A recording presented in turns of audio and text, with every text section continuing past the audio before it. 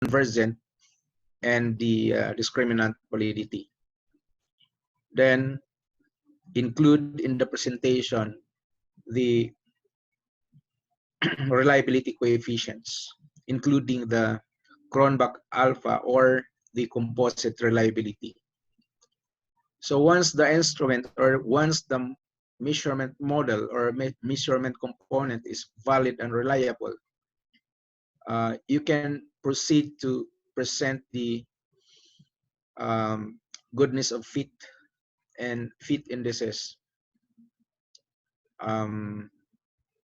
So the goodness of fit and fit indices, of course, can be you can use the article of Engel and colleagues 2003 as your guide in presenting the goodness of fit, including the cutoff of the goodness of fit statistics. So once the goodness of fit statistics are within the acceptable range or within the good fit range, then you can proceed to present the structural component. The structural component meaning the effect of one variable on the other. So in our discussion yesterday,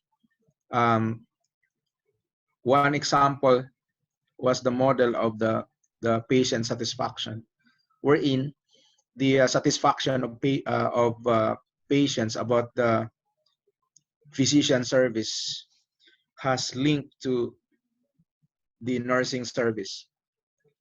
So the coefficient yesterday was positive, indicating that the higher the level of satisfaction of the patients about the physician service, the higher also their satisfaction about the nursing service. So the interpretation about the structural component is similar to regression analysis. So if the coefficient is positive, so we just interpret it as the higher the x, the higher the y. So if it is negative, so the relationship is negative, meaning the higher the x, the lower the y, or the lower the x, the higher the y. So in other words, your presentation would be divided into three. First, the result of the component or the result of the measurement component, results of the goodness of fit, and results of the structural component. Then you have to add a section about the alternative model, if you have an alternative model. So at this time, let us proceed to let us extend our knowledge, the skills that we, or the knowledge that we acquired yesterday shall be extended, just in case we have subgroups in our file or in our study. We want to, for example, the patient satisfaction. Yesterday we analyzed only the male patients. So what about if our sample, our data consists of two groups, male and female? Then we want to conduct a multiple group analysis of that groups. So it is called multiple group analysis in structural equation modeling. The structural equation modeling can be utilized for one group. Then also we can utilize that for multiple groups. So we can compare the effects, whether the effects are the same across groups. So something like that. We can also apply structural equation modeling if our model is mediation. So mediation model. So meaning if one variable is a mediator, we can still utilize the structural equation model. So don't think of, don't limit your imagination about a research that includes only dependent and independent variable. Kasi ang structural equation modeling and path analysis, hindi lang sila limited to dependent and independent variable. Kagaya ng tinuro sa atin sa research. Tinuro sa atin sa research, nililimit lang natin sa dependent at saka independent variable. The real world does not limit it to the real world phenomenon cannot be modeled by just simply thinking that we only have dependent and independent variable. So it's beyond dependent and independent relationship. So you have noticed that our discussion yesterday, it was just an example. The model or the variables involved are overall satisfaction, waiting time. We have the physician service, we have the nursing service. So the variables are only four variables, but we don't limit our model to dependent and independent relationship. So mayroong mediator in the model, mayroong independent variable, mayroong dependent variable. Then sometimes ang isang variable mayroong dual function. So dual function meaning yung ating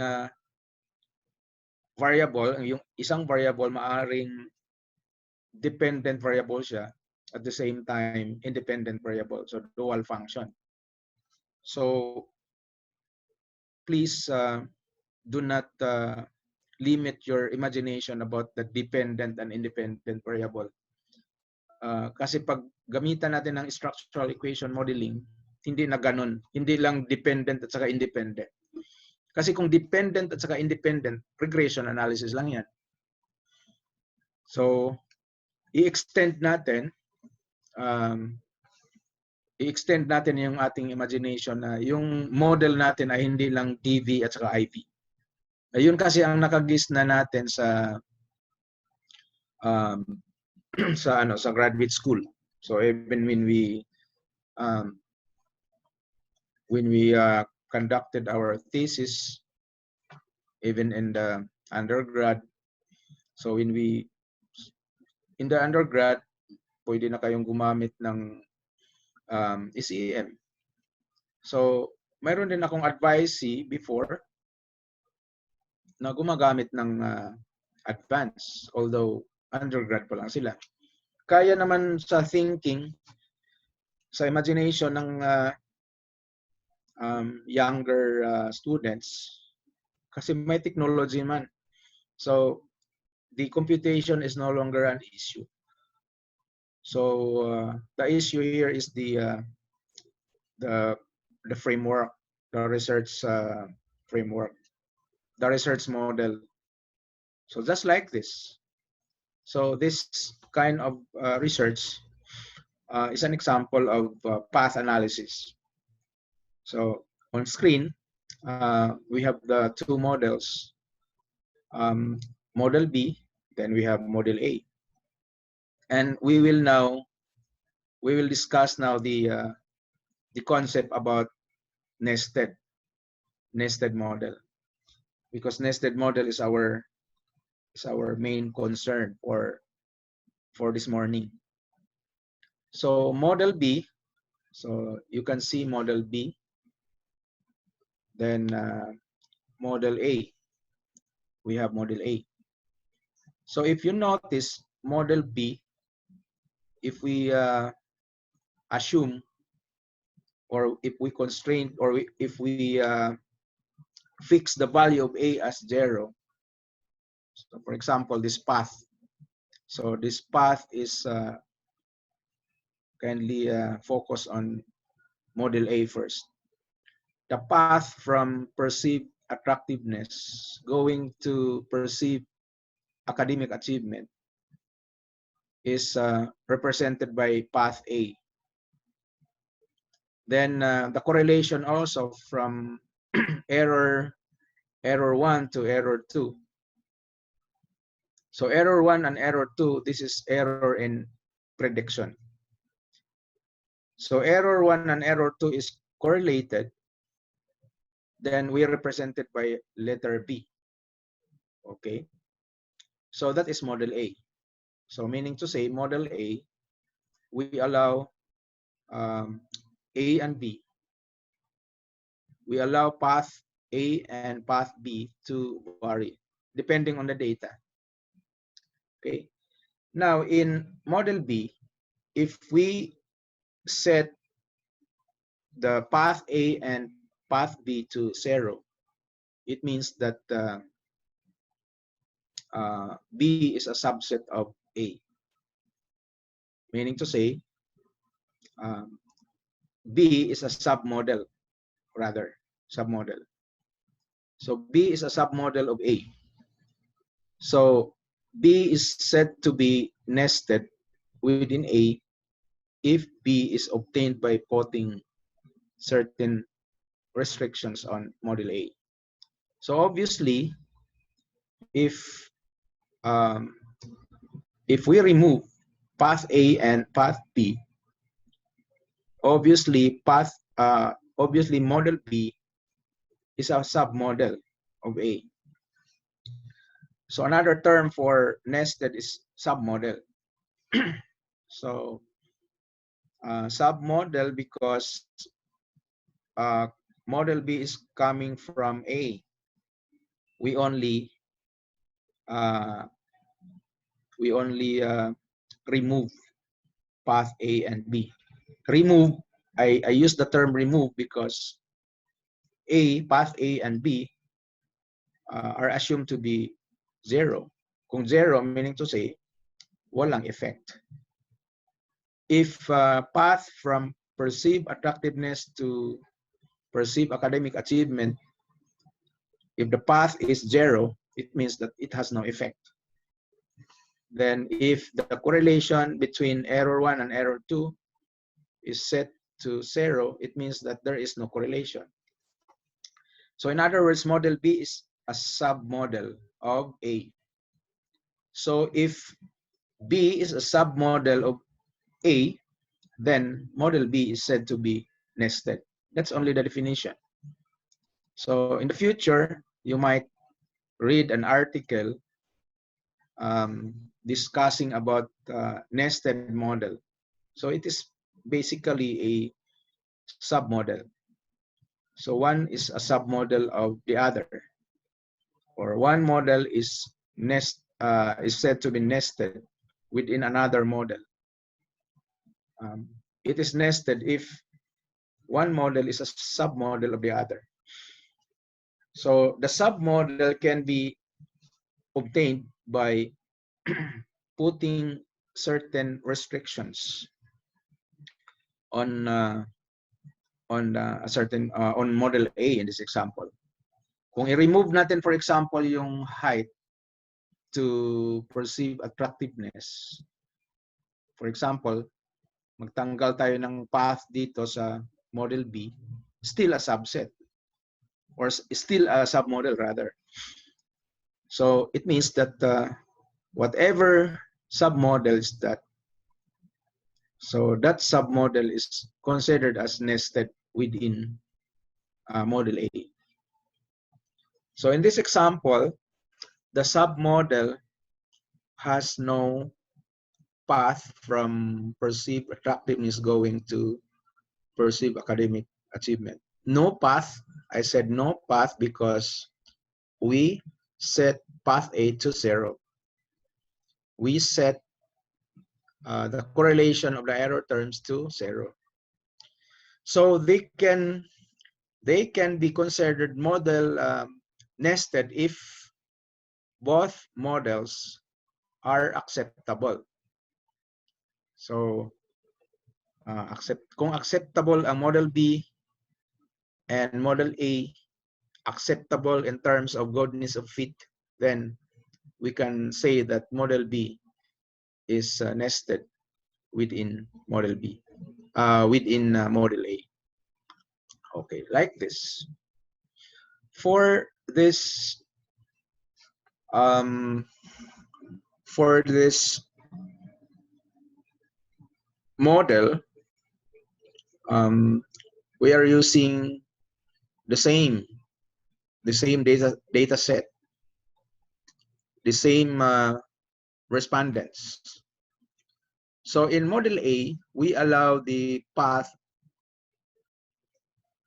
we allow A and B to vary. We allow A and B to vary. Then it so happened that using the a sample, the path from perceived attractiveness going to perceived academic achievement is negative 0.01. Then it so happened also that the correlation between error 1 and error 2 is negative 0.08. So that is model A. We allow to compute the A and B, path A and B. So in model B, medyo stricto yung model B because we don't allow path A and path B to exist. So we set them to 0, but still the model is acceptable. Okay, both model A and model B are acceptable in terms of goodness of fit. Acceptable because the p-value of model A is greater than 0.05. The p-value as well of model B is greater than 0.05. And aside from that, the chi-square difference between the two is non-significant, indicating that model A and B are the same. Okay, no significant difference between model A and B. So it means that model B nested within A. Okay, so nested if there is no difference. So the chi-square difference between the two, the chi-square difference is 3.071. This is the chi-square of the model B, 3.071. Then minus 2.761 chi-square of model A. Then the result of that is 0.310. So 310, 0.310 rather. The chi-square of 0.310, then degrees of freedom na 2. Kasi degrees of freedom is 4 minus 2 is 2. So if we look at the value of P in a chi-square table, the chi-square table can be located in any appendix. We can get the value of chi-square from any elementary statistics book. Mayroong nakalagay doon na chi-square distribution. To get the value of P, we just get the degrees of freedom and the value of chi-square. Then we can be able to get the value of P. So in this example, the chi-square is 3.071, the difference between the two. 0.310 rather. I'm sorry. The chi-square difference is 0.310. Then the degrees of freedom difference also is 2. So if you trace or if you look at the chi-square distribution table, hanapin mo yung degrees of freedom na 2, then ang chi-square 0.310, the p-value of that is 0.857. Okay, so meaning to say there is no difference between A and B in terms of goodness of fit. So no difference between A and B, and B is a submodel of A, so therefore B is nested within A. So it is a nested model. B is a nested model. So the significant difference test between model A and B is very simple, as I mentioned earlier. So model A, the value of chi-square is 3.071. The degrees of freedom is baliktad yata ito. So yung model B is 3.071. 3.071, degrees of freedom is 4. Then the p-value is 0.547. Then so I would like to correct this. So this is B, and this is A. Ano lang. This is model A. So model A in the previous slide, the chi-square is 2.761. Then the degrees of freedom is 2. So this one. Then the p-value is 0.251. So for the nested model comparison, the chi-square difference is, we just subtract these two values. So it gives us 0.310. Then subtract the degrees of freedom. So we have 2. Then in the statistics book, any elementary statistics books, you can be able to get the p-value if you know the value of chi-square and degrees of freedom. So our chi-square is 0.310 and the degrees of freedom is 2. Then from the appendix, or even if you use Excel, you can compute this p-value. So meaning to say they don't differ significantly. So model A and B don't differ significantly. So fortunately, AMOS can automatically compute the comparison statistics. AMOS can automatically compute for the chi-square difference, including the difference in the degrees of freedom, as well as the value P. So we don't need to, I mentioned about look the appendix of any statistic book. So we don't do that because AMOS can provide automatically the difference in the value of the chi-square, the difference between the degrees of freedom of the two models, as well as the p-value. So the model, or this nested modeling approach is very important because when we do a multiple group analysis, so in this case the models are being compared, then later on the groups shall be compared. So iba naman to, ito ay model ang kino-compare natin, model A versus model B versus model C. So for example, 3 models. In our example, we limit to 2 models. But in AMOS, we can do more than 2 models. I-compare natin yung tatlong models kung equal ba, kung wala bang difference. So nested modeling. However, we can only do the comparison by assuming that the first model the first model, gaya ng model A, should be acceptable. Meaning to say, the goodness of fit of model A, the reference model, tawag natin doon A ay reference model.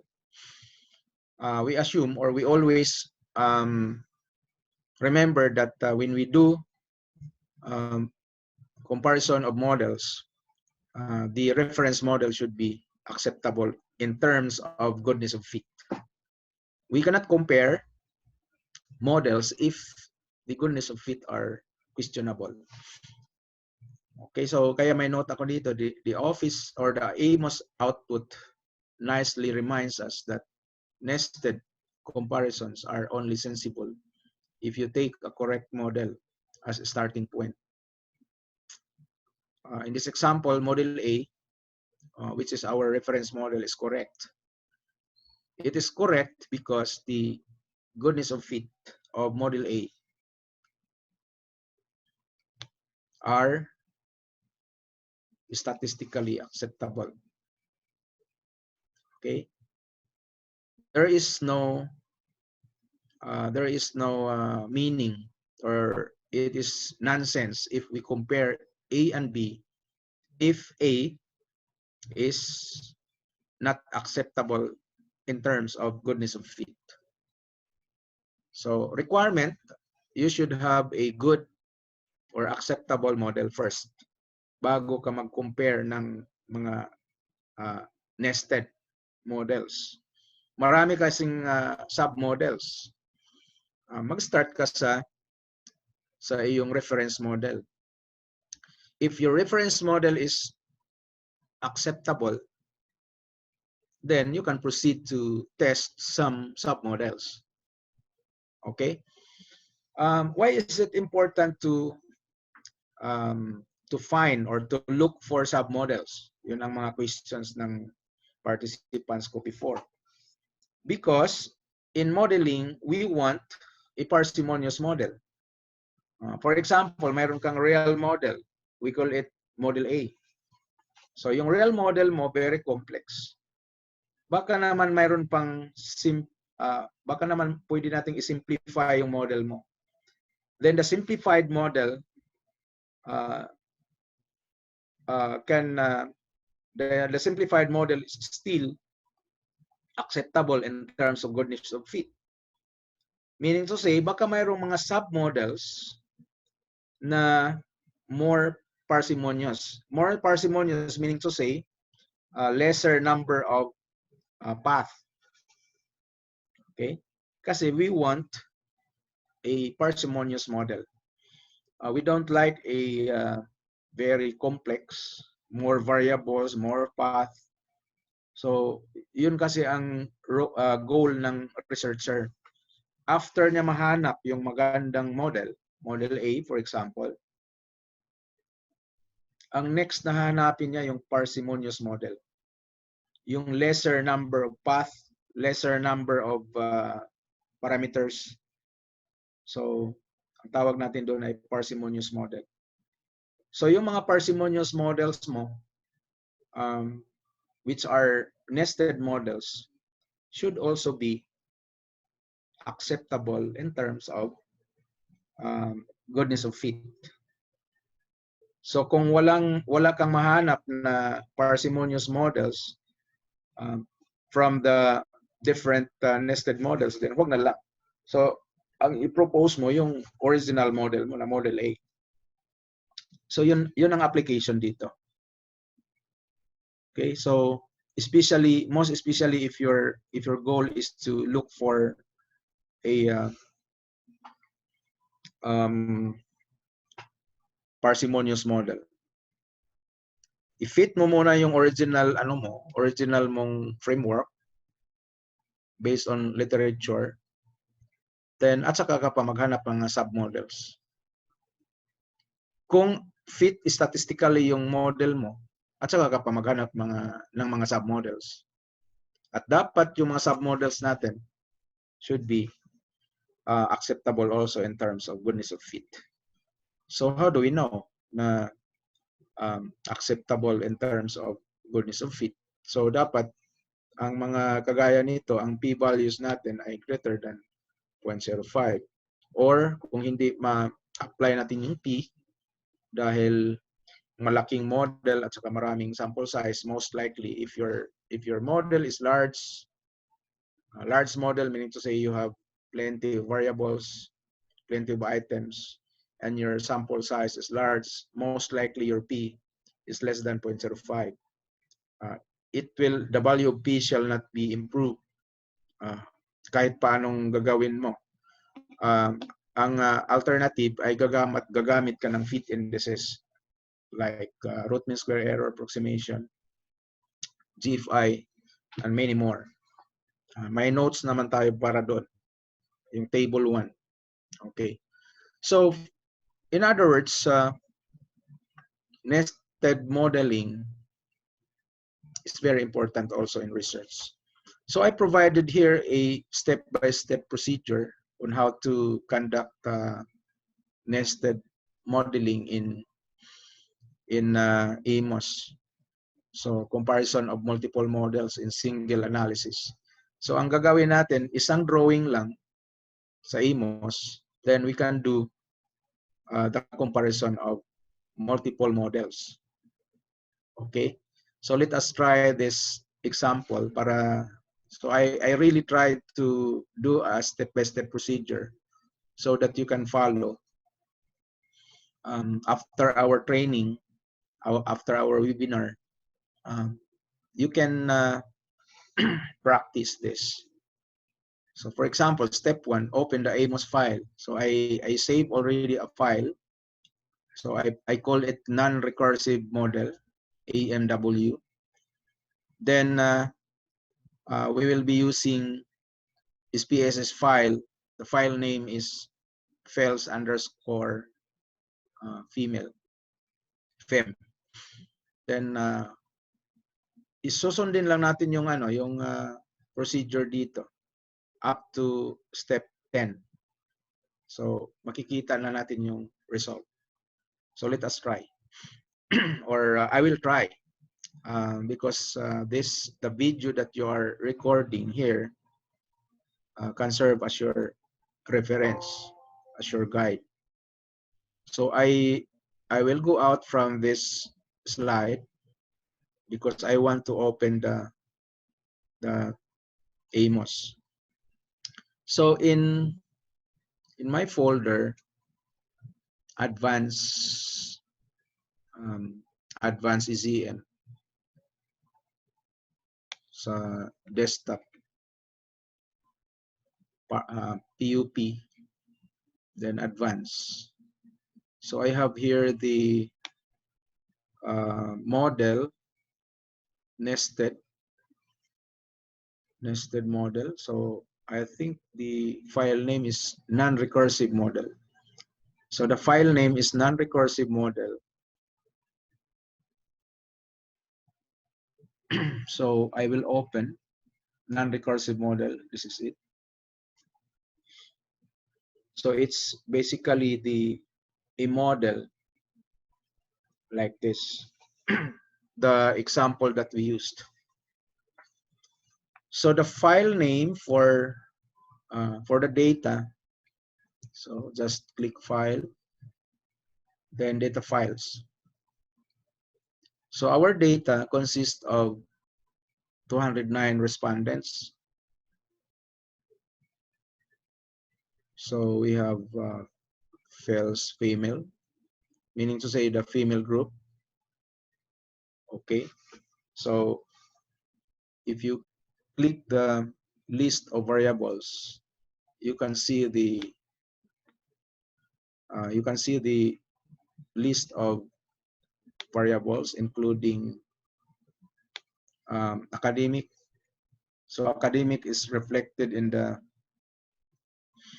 for example, we have attractiveness, GPA, height, weight of the person. So yung academic, ito yon, perceived academic achievement. Then we have the perceived attractiveness, so it's attract. Then if you point the cursor on the box, see to it that your variable name matches with the variable name in the list. So variable name in Amos in your drawing should match with the variable name in the SPSS. Di ba galing yan sa SPSS, yung sa left side dito. Then, pwede ka maglagay ditong variable label if you want the word perceived academic achievement ang lalabas doon sa diagram. Kasi kung tanggalin mo to, so ibig sabihin kung tanggalin mo delete mo yan, yung variable name mismo na lumitaw dito sa variable name, yan ang lilitaw dito sa box. So if you don't like this word to be appeared on the box, maglagay ka ng variable label. So perceived academic achievement ang complete name for that. The same also with perceived attractiveness. So the variable name in Amos, in the diagram, is attract. Then this word attract should match with the variable name in the SPSS. Otherwise, yung Amos mo hindi mag-run. So for GPA, for example, so GPA, we write here variable name, GPA. And there is GPA also in the SPSS. So the software is not case sensitive. So pwede kang gagamit ng caps lock, small letters, capital letters. So hindi siya nagmamatter as long as parehas lang ang variable name. So for example, weight in the Amos, the word weight in the variable name of Amos, dapat nag-match yan with the weight in the SPSS. Kasi nga yung nasa list dito sa yan, yung gumagalaw na yan, yan yung list of variables in the SPSS. So dapat nag-link yan doon sa, nag-match yan doon sa variables na ginamit mo. Okay. So this is now the model. Now if we try to compute, calculate estimates, so of course our sample size for this, if you view again file, data files, we have 29 or 209 as our sample size for that data.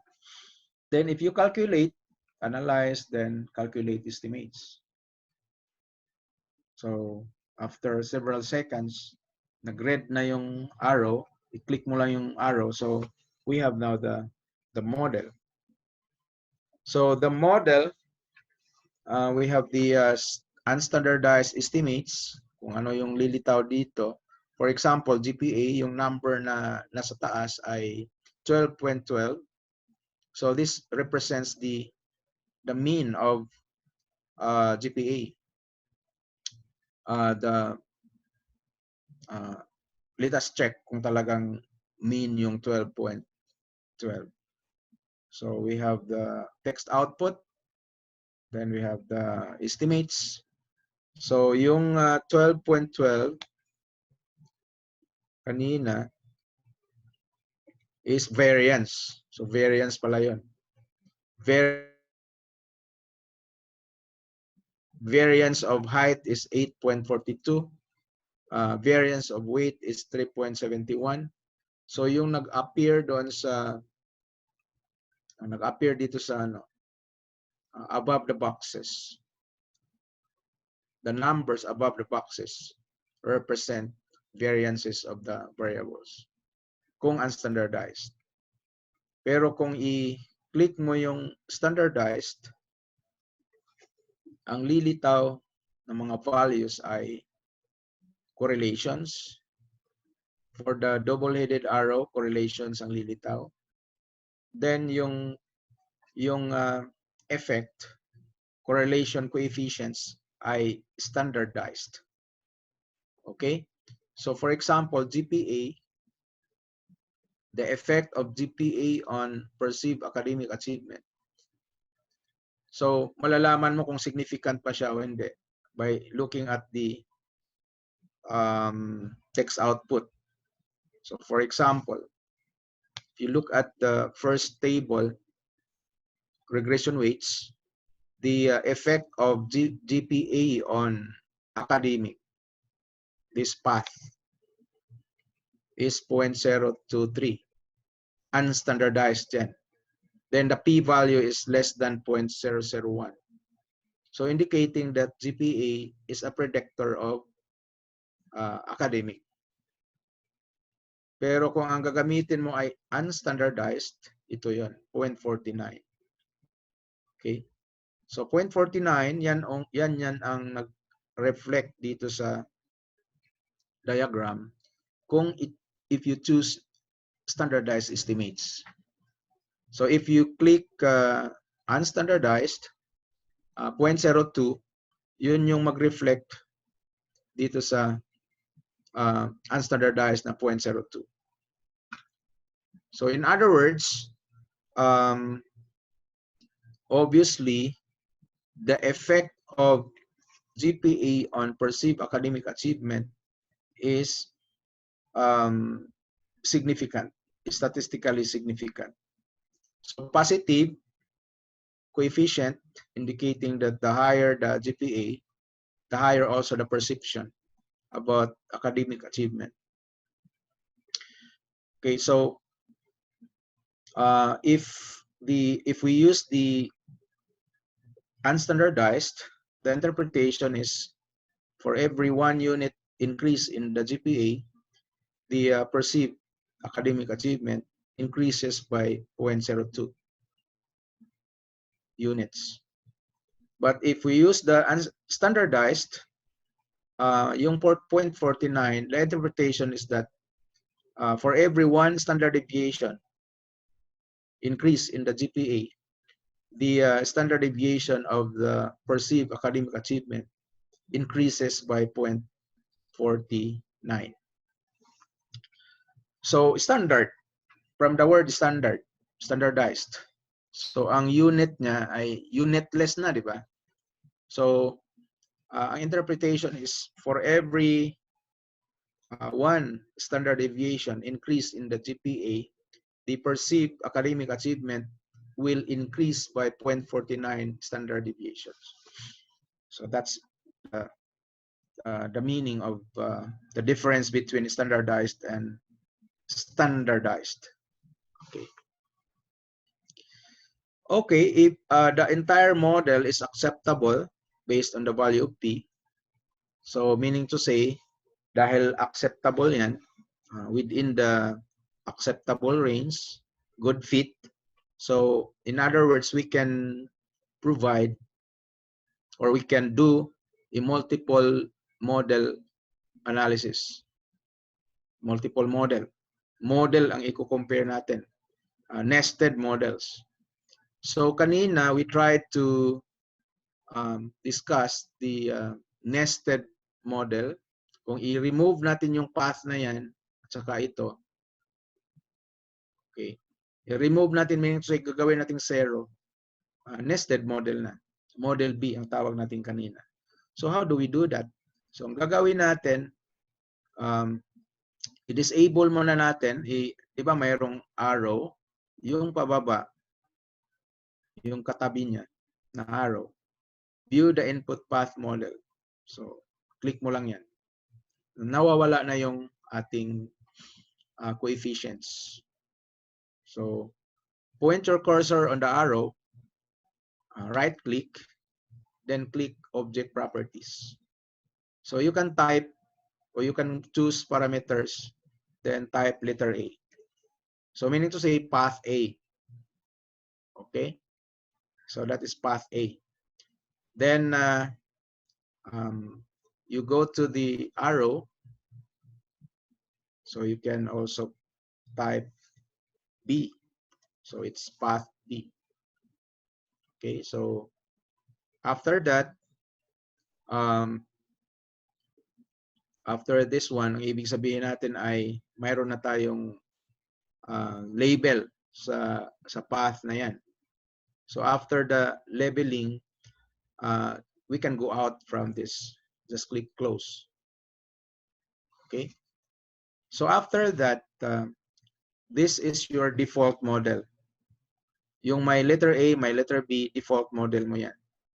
Ibig sabihin, yan yung model A. Okay.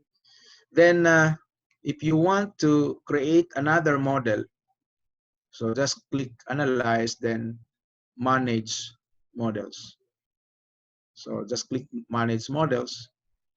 So ito yung default model. Pwede natin lagyan ng model A yan. Label, model A. Then, model A, walang constraints. Meaning to say, hayaan lang natin yung data na hayaan lang natin ang model lahat na mag-vary yung mga coefficients. Then we will create a new one. So the new one would be called model B. Okay. So model B, in the model B, dahil tapos ka na mag-type ng model B, nag-reflect na dito model B. Then the model B should be, we emphasize some parameter constraints. For example, the value of A should be 0. The value of B also should be 0. See, that's it. So, ibig sabihin, if we point our cursor on point A, walang restrictions, walang constraints in the parameters. Empty dito. But if you look at model B, mayroong constraints. Okay? The value of 0. Okay? So, just in case, gagawa ka pa ng another model, ba, model C, pwede kang gumawa. Click mo lang yung new. So, assuming gagawa tayo. So, just click new. Okay? So, we call it model C. Model C. So, model C, assuming that model C ay yung A is equal to 0, yung B is equal to 0, dagdagan natin na yung, say for example, height. So, ang height natin, hindi naman tayo naglagay dito ng C, di ba? Di ba? A, B. Tapos, pwede tayo maglagay dito ng panibagong letter. So, assuming the letter C, path C is also 0. You introduce a new C, a new path. So, we call it path C. Nag-introduce ka pero hindi pa nilagyan yung default model mo ng path C. So, mamaya babalik tayo sa model A. Basta ang importante, nalagyan na natin ng third model. We have A, B, C. Or you can utilize model 1, 2, 3. So, depending on your preference. Okay? Okay, so now we go back to model A, which is our constraint. Our reference model, rather. Walang parameter constraints for model A. Then model B, mayroong constraints sa parameters. We assume na ang A is equal to 0. Path B is also 0. Then for model C, nagdagdag tayo ng another model. We assume that A, B, C, path A, B, C are all 0. Pero babalik tayo sa model. Dapat malinaw na mayroon kang path C dito. So gagawa tayo ng path C.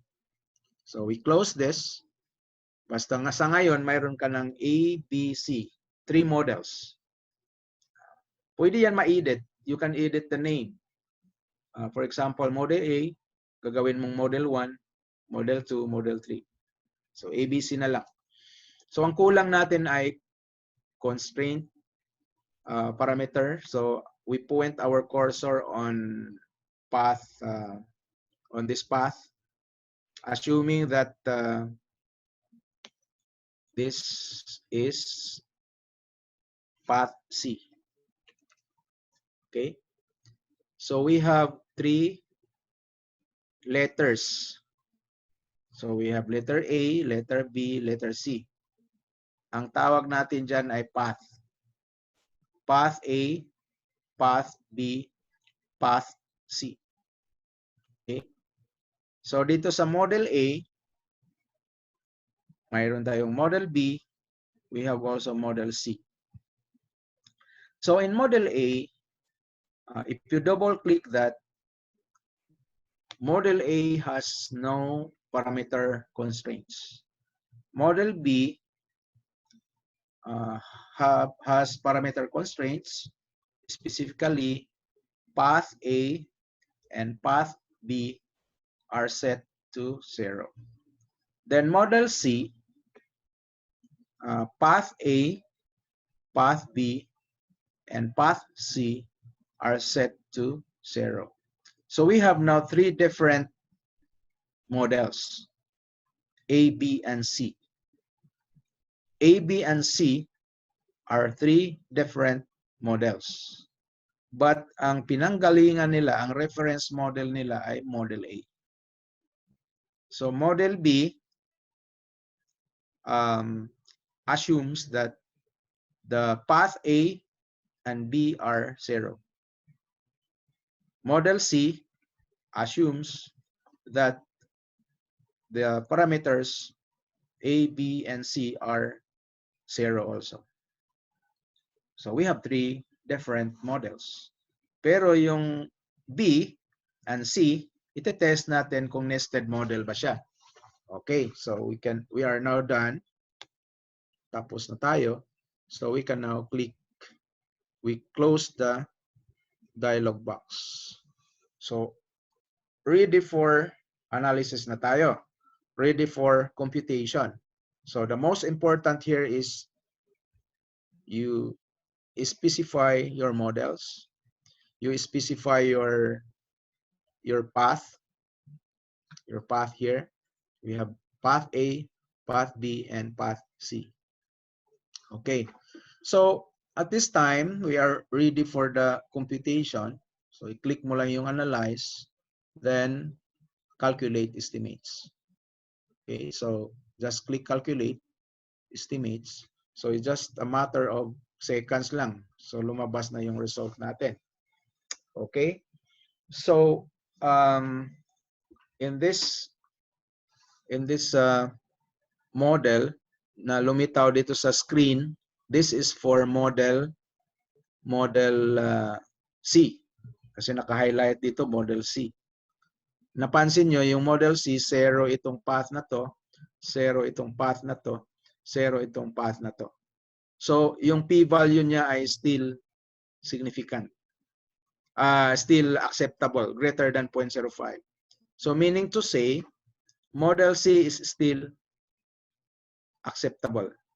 Statistically has a good fit. Although, ginawa mong 0 yan. So if you make it 0, if you make those paths to 0, it means that yung path na yan hindi nag-exist. Kasi 0 yan eh. So if you look at B, click mo yung B dito, model B.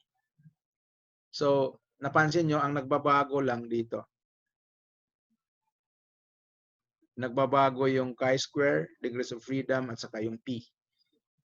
So, napansin nyo yan.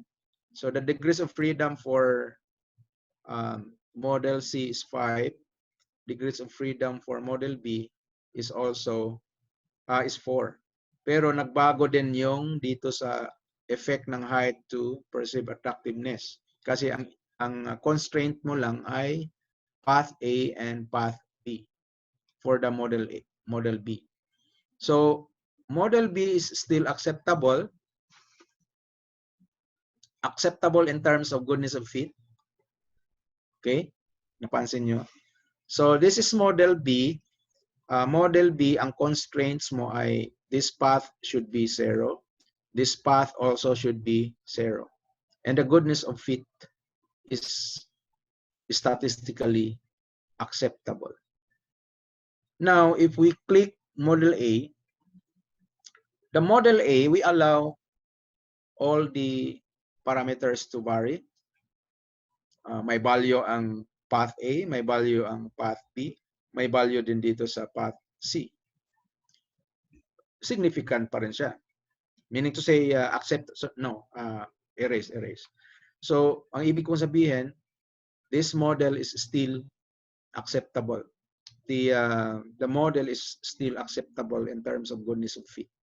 So, in other words, yung A, B, and C are acceptable in terms of goodness of fit.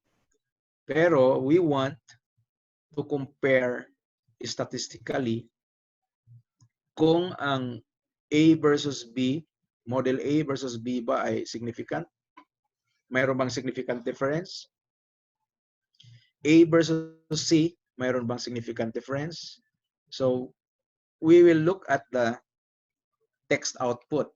So, just click View, then click Text Output.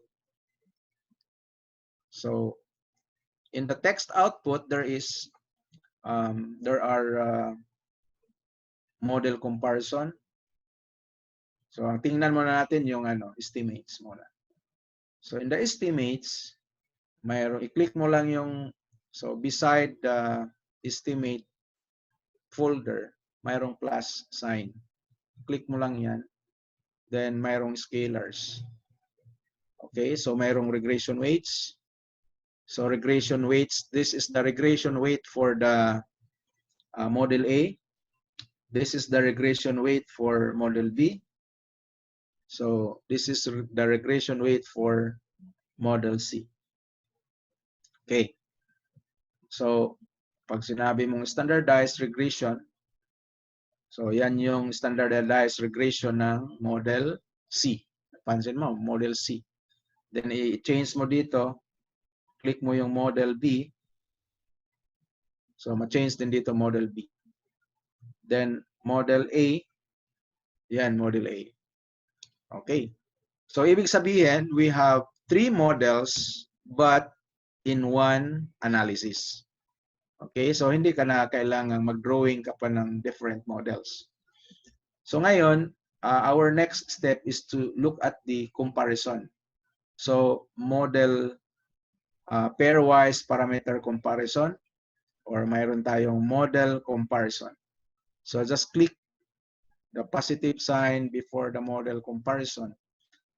So we have the, sabi dito, assuming model A to be correct. So, model A to be correct. So, of course, ang model A, correct yon kasi statistically significant siya. Now, if we compare model A versus model B, the difference of the chi-square is 0.310. So, ito yon. Then, the p-value is 0.857. Meaning to say, model A versus model B have no significant difference. So, ibig sabihin, model B can be an alternative model of A. In other words, model B is a nested model. Then model C also, if we compare model C versus model A, the difference of the chi-square is 0.34. Then the p-value is 0.952. No significant difference. Meaning, the 3 models, A, B, C, if we compare model A versus model B, no difference. If we compare model A versus model C, no difference also. So, indicating that model B is a nested model. Model C also is a nested model within model A. Okay, so that's a multiple model comparison actually. So that's a multiple model comparison.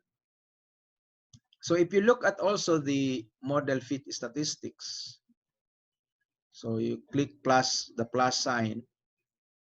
So if you, for example, you click the C-mean, so nandyan yung p-values ng tatlong models mo. Okay? So the three models have p-values that are greater than 0.05, indicating that the three models are statistically acceptable. If you look at also the GFI, so the GFI, for example, you want to see the GFI, lahat ay closer to 1. So mayroon naman tayong rule of thumb dito doon sa article, doon sa ating mga previous discussion kahapon at saka discussion natin sa CFA in the morning yesterday. Mayroon tayong rule of thumb kung kailan acceptable ang GFI. There is also the same also with the AGFI, adjusted GFI. Mayroon ding acceptable range doon.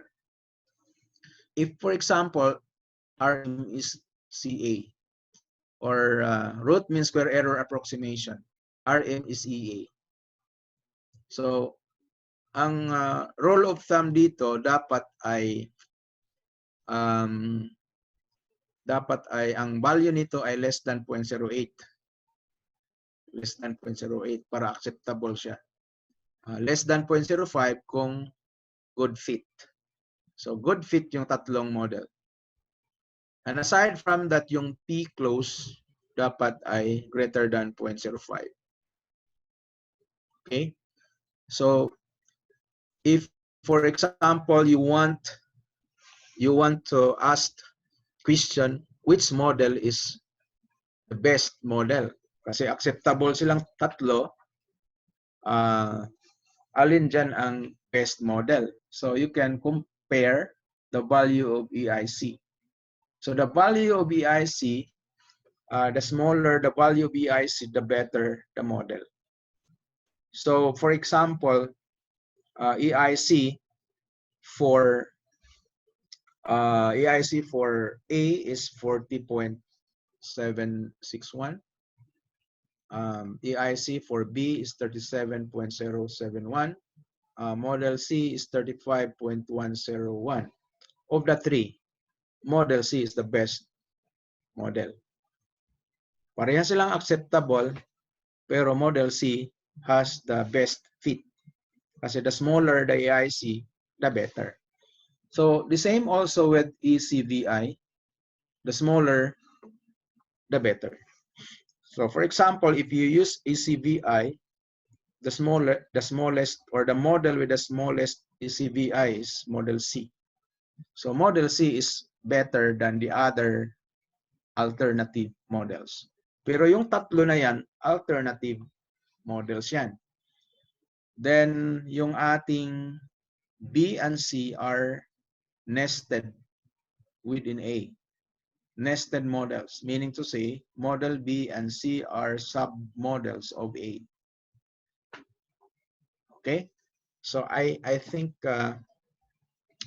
I hope I provide justice to you. I discuss it. I discussed the concept well. I hope you understand the concept of multiple multiple model comparison. Then the concept of nested models also. Okay, so that's nested models. So I will go back to my slides. So when it comes to hands-on, you can take note that our file is non-recursive model. Then our SPSS file is Pls_Fem. So Meaning to say, we have one group of respondents, but we created 3 different models. And we were able to compare the multiple models. We discussed the concept of nested model. We discussed the concept of multiple models. So in other words, nested modeling is similar to multiple model analysis, but we use only one group of respondents. Okay, so you can follow this. You can follow this guide so that you can execute the um, you can produce the result of the nested modeling. Okay, so for your own study, you can also execute the Amos hands-on number 2. So utilizing the data on nested model 2 example. So we have nested model 2 example. I put here model A, B, and C. So but different data sets. So the description of the data set for this exercise is this one. So we will not do that here. I leave that as your exercise just in case you want. I will proceed now to the multiple group analysis. Our first topic was about multiple multiple model analysis, or we call it nested models. Here we will have one model but multiple group of respondents. Yung kanina models ang kino-compare natin. Dito naman multiple groups naman ang i-compare natin. For example, male, female. You have respondents ng male at saka female. Respondents ng single at saka married. So, mayroon kang SEM model, then you want to compare the SEM model for female group, SEM model for the male group. So that's the essence of this multiple group analysis in structural equation modeling. Let's try to use the same model for illustration purposes, but at this time we remove the path from yung path A at saka path B. I-remove natin yun. Kasi parehas lang naman yan. Di ba? Ang ABC, parehas lang silang acceptable model. Okay? So I need to explain this in although it is technical, highly technical, but I want the concept, I want to make the concept simple. Although it's more technical. Pero gagawin nating, I will try. So, ito yung model B actually, kanina. This is equivalent to model B because we remove the path from perceived attractiveness going to academic. And we remove also the path from error 1 to error 2. So equivalent yan sa model B. Our sample is female respondents. Okay. So female respondents. So yan yung result for the first group, female respondents. So if we compute also the other, by the way, the sample size for this group is 209. Okay. Then if, for example, I show to you the result for the male group. So napansin nyo, ito ay for the female group with a sample of 209. Then this is the same model for the male group with sample size of 207. So you have now two separate models, two separate the same model but different groups. Okay, this is for the male group and the other one is for the female group. So visible lang sa atin yung mga coefficients. Okay, so as you can see, for the male group, the coefficient for height going to perceived attractiveness is 0.12. But if you view the female group, it is 0.01. Okay, you can for example, sa GPA, effect of GPA on academic achievement, the coefficient for the female group is 0.49, while the for the male group is 0.58. So mayroong pagkakaiba. So for example, the effect of weight on attractiveness for the male group is negative 0.17. Pero kung titingnan mo yung female group, negative 0.08. So mas mataas ang parang ano lang, maliit lang ang effect ng weight on attractiveness. Then height also does not matter when it comes to attractiveness based on this data. Then say for example in terms of correlation, so correlation between GPA and height is 0.18 for the female group. Pero pag tingnan mo yung male group, negative 0.11. Okay.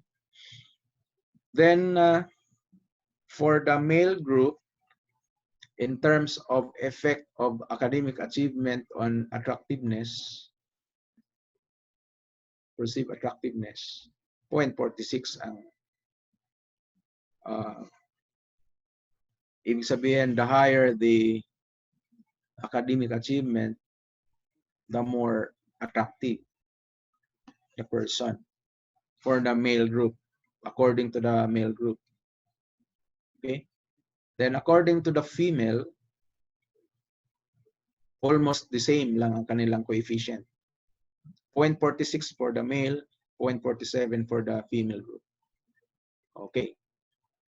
So meaning to say, mayroon silang variation in terms of effect. For example, for the female, height and weight does not matter according to them. Does not matter when it comes to attractiveness. Pero kapag male ang titingnan mo, height and weight matters for them. Okay? Kasi mayroong predictor ang height at saka weight when it comes to attractiveness for the male group. Okay, so napansin nyo ang mga lalaki. Male group to 207. Tama, kasi negative.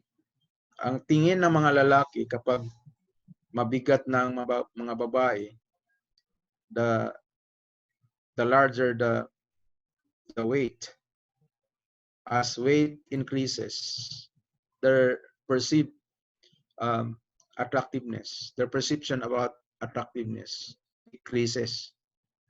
So lesser attractive or less attractive sa kanila, less attractive ng mga lalaki yung tumataas ang timbang. Okay. Okay, so different naman sa babae kasi 0.08 lang. Malamang ito non-significant yan for the female group. Okay. So height and weight, I think, does not matter for the female group according to this 209 respondents. Sa US kasi yan. Okay.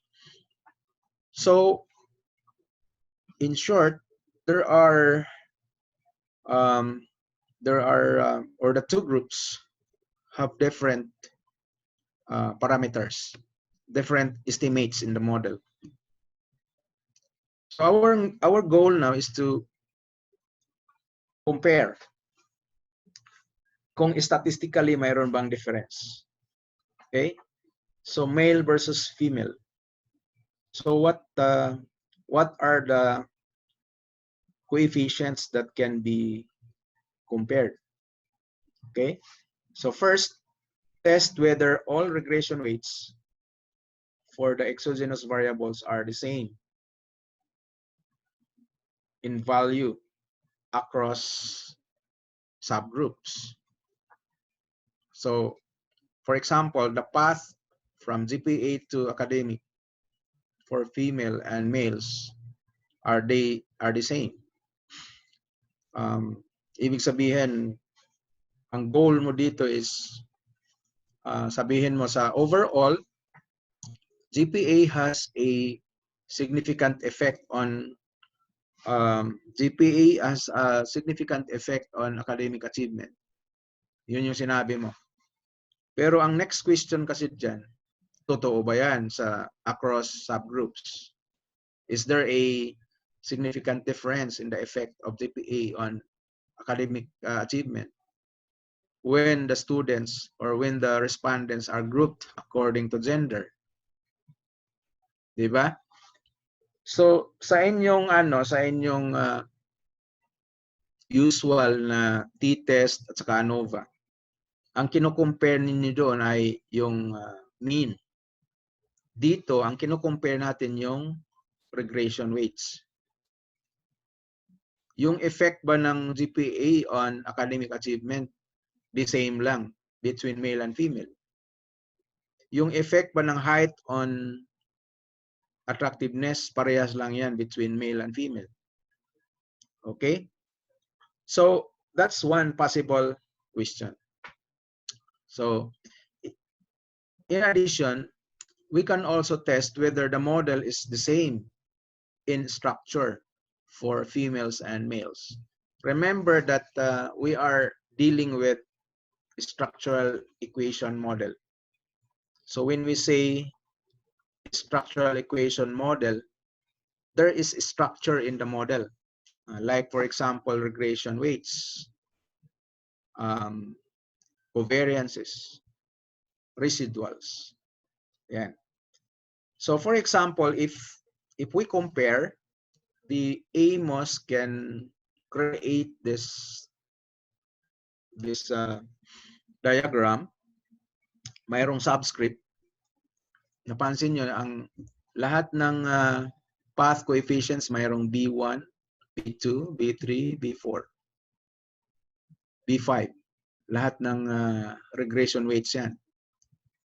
Pero mayroong subscript na nilagay to indicate that that model is for the male group. Then the other group, for the female group, still B1, B2, B3, B4, B5 for the regression weights.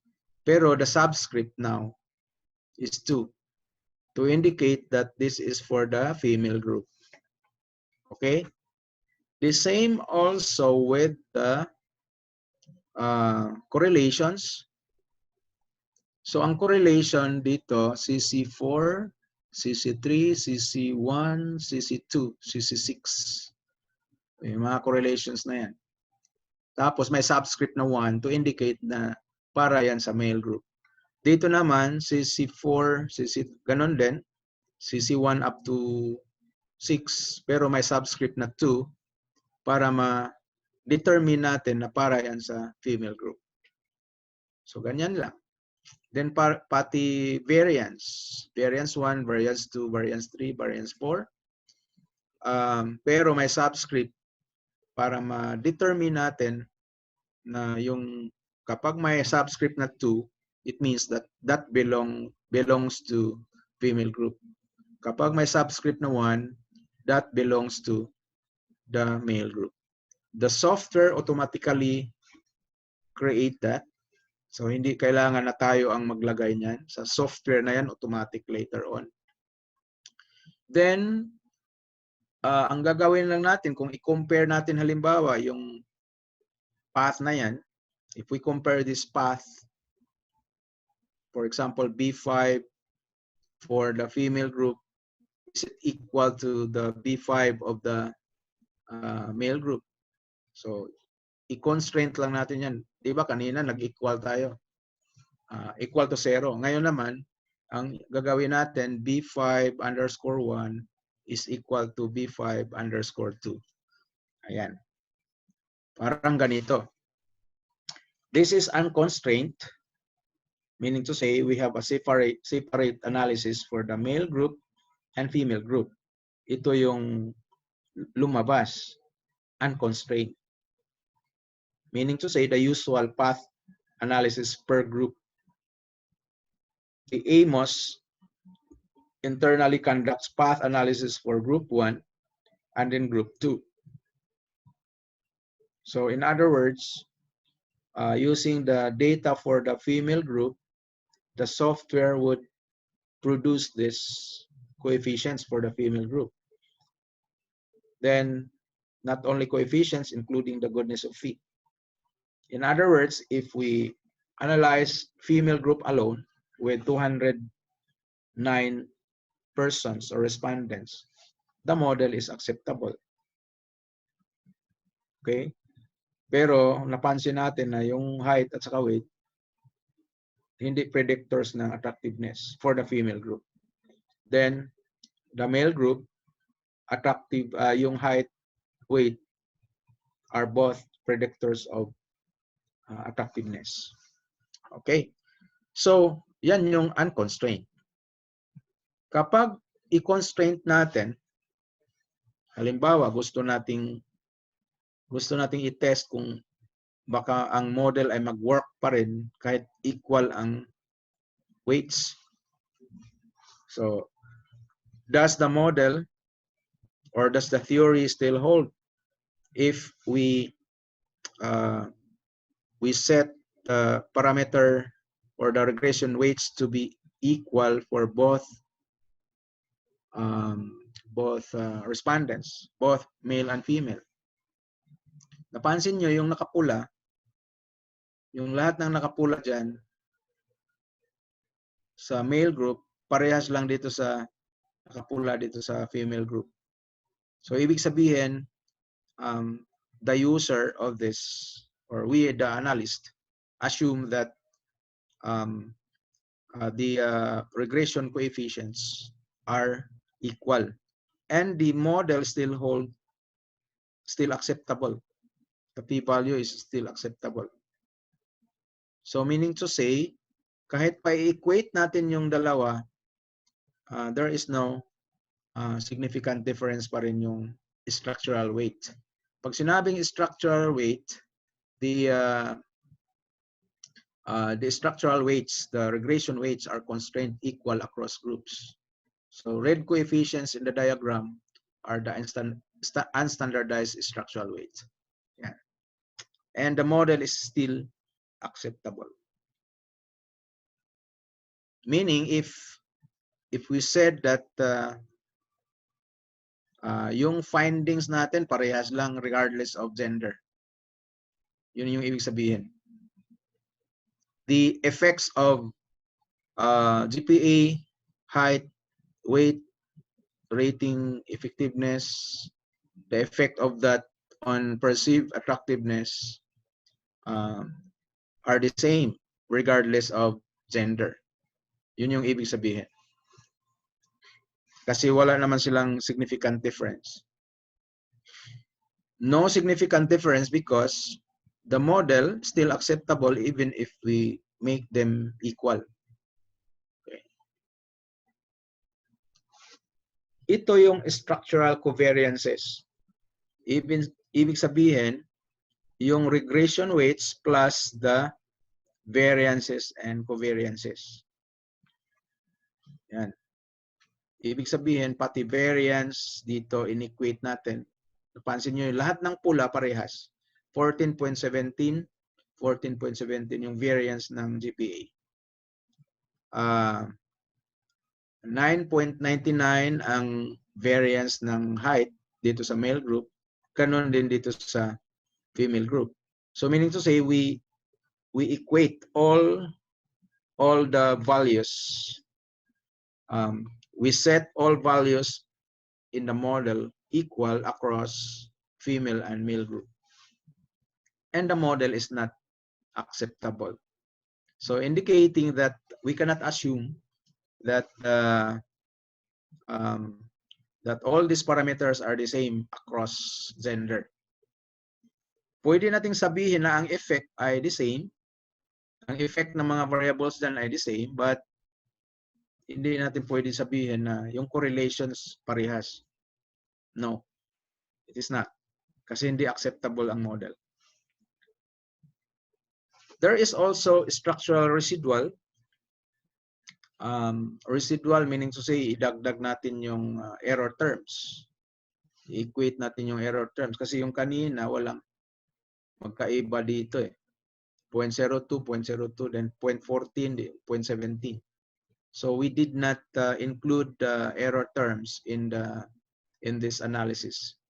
And still the model is not acceptable. But if we set all parameters to be equal across gender, hindi pa rin ma-accept ang model. Ibig sabihin, the model is different. The two models are different if we set all parameters to be equal.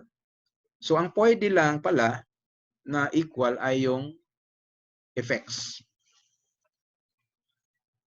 So the effects, meaning to say the effect of GPA on academic achievement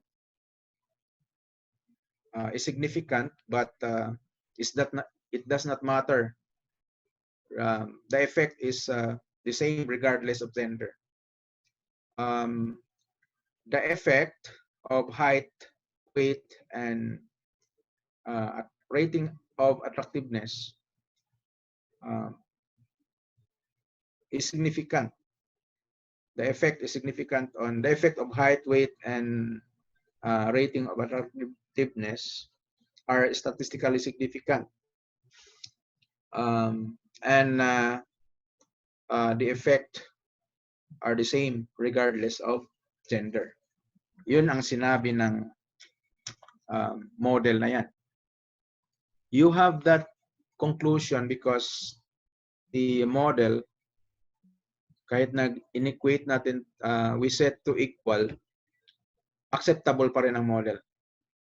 So dito sa next analysis, yung mga red dyan, ibig sabihin, hindi mo pwede na sabihin na ang GPA, lahat ng parameters dyan sa model ay parehas lang regardless of female. Hindi. We cannot say like that. Meaning to say the theory, when we say, sabihin mo ang theory, parehas lang yung babae at saka lalaki when it comes to GPA, when it comes to the effect of height, lahat ng parameters na nandyan, hindi mo pwedeng sasabihin sa theory. Ang pwede mo lang sabihin sa theory ay yung effect ng GPA, effect ng height, effect ng weight on attractiveness. Yun, pwede mong i-generalize. Pwede mong i-generalize na the effect of height on the perception about attractiveness is statistically significant, regardless of gender. Okay. The effect of academic achievement on perceptions about attractiveness is statistically significant, regardless of gender. Yun yung theory mo.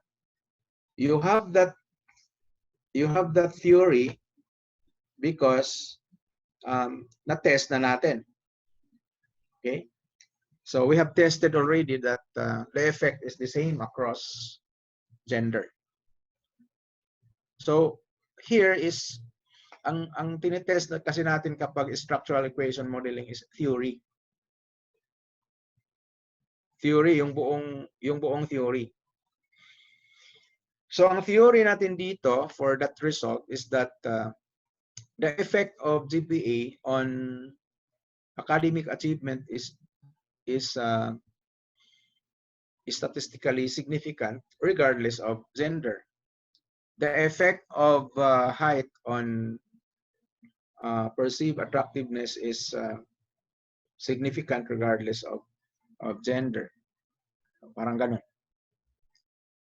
Pero maliit lang kasi yung effect. Okay. Later on, we will have a discussion dahil kailangan natin ng software. So we need to execute this in the software. Then let us see kung significant pa talaga ang effect. Okay. Then after our hands-on, at saka pa tayo makakonclude. At saka pa tayo makapagsabi ng theory. Okay. So after this, i-compare natin.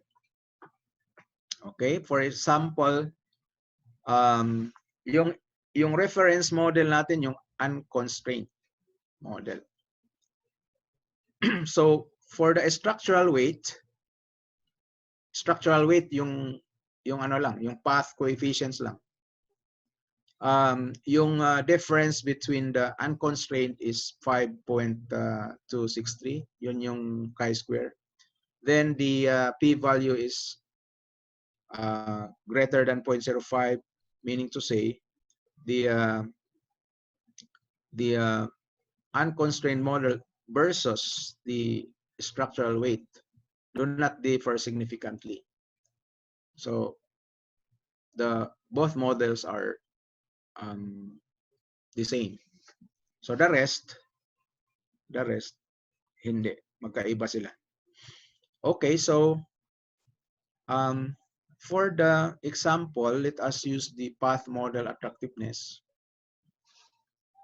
So for your exercise at home after our, just in case you are interested, you can execute this example. So I will go out from this slide. We will proceed to the AMOS. So path model attractiveness ang buksan natin. So I will open file, open. Hindi ko i-save. Then path model attractiveness. So this is the model that we shall use for our multiple group analysis. So for example, if we analyze one group only, the female. So the female group, kunin natin yung data. So file, we have the files. Then click mo lang yung file name. Then I put it in the PUP Advanced folder. So this one. Halimbawa, we analyze the female group. Open. So we have now 209. So kung halimbawa, ang i-analyze mo ay yung male group, this one. So we have 207. So let's proceed for the male group. Then okay. So after that, of course, we need to click analyze, then calculate estimates. So we have now the result. Okay, so this is for the male group. Kung gusto nyo ng one group analysis lang. Okay. So kung halimbawa, palitan mo yung data, pansinin nyo yung chi-square natin ay 0.844. This is for the male group kasi ang data natin ay male. Pero kung papalitan natin yung data natin, file, data files, palitan natin ng different file name. So for example, we analyze the female, open. So at this time, the sample size is 209, meaning to say 209 females. Then click OK. Then click calculate estimates.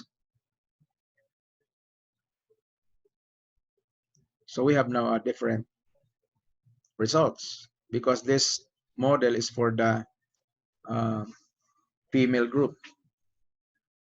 So ang gusto nating analysis, isang pindot lang pero dalawang group na ang ma-analyze natin. So ang gagawin natin dito is first we go to this window, click natin yung group number, double click lang. So we type here yung existing natin ay ano yan siya, female. So we type here female. That's for the existing. Yan, female. Nag-appear na ang female group dito. At the same time, mag-analyze tayo ng, so maglagay tayo ng new. So click mo yung click new, then change the label. So we call it male. Then after this, we close. So of course, we check the file. So if, for example, female, click natin yung file. So file, then data files. Pansin nyo, napasok na natin yung female. So this is correct, female group. Dahil yung underscore FEM stands for female. Kulang na lang natin yung male. For the male group, just point the cursor on this line, then double click, then go to the male group. That group, open. So obviously now we have two different subgroups. For the female group, we have 209 respondents. For the male group, we have 207 respondents. So the assignment of the group is correct. Kasi yung underscore fem stands for the female group. Then underscore mal, this is for the male group with 207 people, 207 respondents. For the female group, there are 209 respondents. So correct yung ating paglagay ng data. Click OK. So after that, examine. So mayroon ka ng female group at saka male group. So at this time, ready na tayo sa ating multiple group analysis. So ang gagawin natin, alamin muna natin kung tama ba yung female at saka male. So kanina na-check na natin, okay. So at this time, we go now to the analyze, then multiple group analysis. So analyze, then multiple group analysis. Just click. So the software will say the program will remove any models that you have added to the list of models. So whatever is the, for example, mayroon kang previous models na in-add dito. Diba, gumawa ka ng nested model analysis. I-remove niya yan, sabi dito. The program will remove any models that you have added to the list of models at the left-hand side of the path diagram. It may also modify your parameter constraints. So wala naman tayong ginawa pa. So walang problema, walang issue. So just click OK. Okay? So napansin nyo, we have now the structural weights, naka-check. We have now the structural covariance, naka-check din. Yung structural residuals, naka-check din. Yan yung diniscuss natin kanina, structural weights, structural covariance, structural residuals. So, just click OK. So, the AMOS will do everything. Just click OK. So, napansin nyo, nilagyan niya ng mga subscripts. For example, parameter or the effect of GPA on perceived academic achievement, mayroon na siyang subscript na 1, underscore 1, underscore 1, underscore 1. Yan, underscore 1. Lahat mayroong underscore 1. Dahil yung underscore na 1 pertains to the female group. Yan o. Tapos yung B1, B2, B3, B4, B5, these are the coefficients, regression coefficients. Okay. Kung i-change natin, mag-shift tayo sa male group, magbabago yung underscore. So the underscore now is 2 because nakatutok tayo dito sa male group.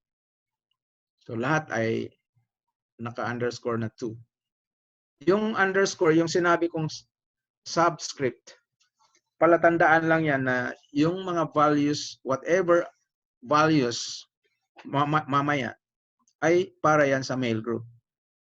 So, female underscore 1. Male, ang underscore ay subscript. Ang tawag dyan sa mathematics ay 2 para lang matandaan natin. Then, of course, for example, if we want to see for example, unconstrained, ibig sabihin, pag sinabing unconstrained, if double-click mo yan, walang, ma-apply na natin dito yung concept ng nested. Pag sinabi mong unconstrained, walang equality or wala tayong ginawang zero, wala tayong ginawang equal. So, hayaan lang natin na mag-compute siya. So, ibig sabihin, kapag unconstrained model, mayroong separate analysis ang male, mayroong separate analysis ang female. So, if we click the structural weights, automatic ang software nag-equate ng values. Di ba yung B1 underscore 1, that pertains to the effect of GPA on achievement for the female group. Equal daw sa effect ng GPA on academic achievement for the male group. So, ibig sabihin, this structural weight, pinipuwersa niya na i-test yung regression weights na equal ba across gender. Kaya equal. Equal lahat ng regression weights. Ngayon, yung structural covariance, in addition to the regression weights, mayroon siyang correlation. Diba? Correlation niya dito. So, ibig sabihin, kung ang findings natin mamaya, sabihin na GPA is significantly correlated with rating of attractiveness. Is it equal across gender? So, yung model mo ang titingnan. Kasi tinetest niya kung equal ba. Okay? So, there is another one. Yung variance ng GPA, height, weight, at saka rating of attractiveness, as well as, yan, yung mga predictors. Nakalagay dito yung in-equate. Yung variance ng GPA between male and female. Naka-equate. Tawag natin dyan na structural covariance model. Then after this, lalabas tayo, we close this, then we compute. We do the computation. So click mo yung analyze, then calculate estimates. Okay, so the computation is there. So for example, if you want to view the unconstrained, this result is for the male group. So the male group, the p-value is 0.812. So if we shift to female, so this is the result for the female group. Okay, so ang kaibahan lang sa female at sa male ay yung mga coefficients dito. Pero yung kanilang goodness of fit ay parehas lang because we analyze it using one model. One analysis for female and male. Okay. So if we visit the text output, just click view, then text output. Okay, so we click the scalars, estimates, scalars, so regression weights. So napansin nyo, kung i-click natin ito, ibig sabihin ang lilitaw dito is for the female group. So there is a word female here. So this is the these are the regression weights of the female, unstandardized. Then if we click this, standardized. Okay, so this is the female group, and this, if we click this, male group. Okay, so nakalagay naman male group.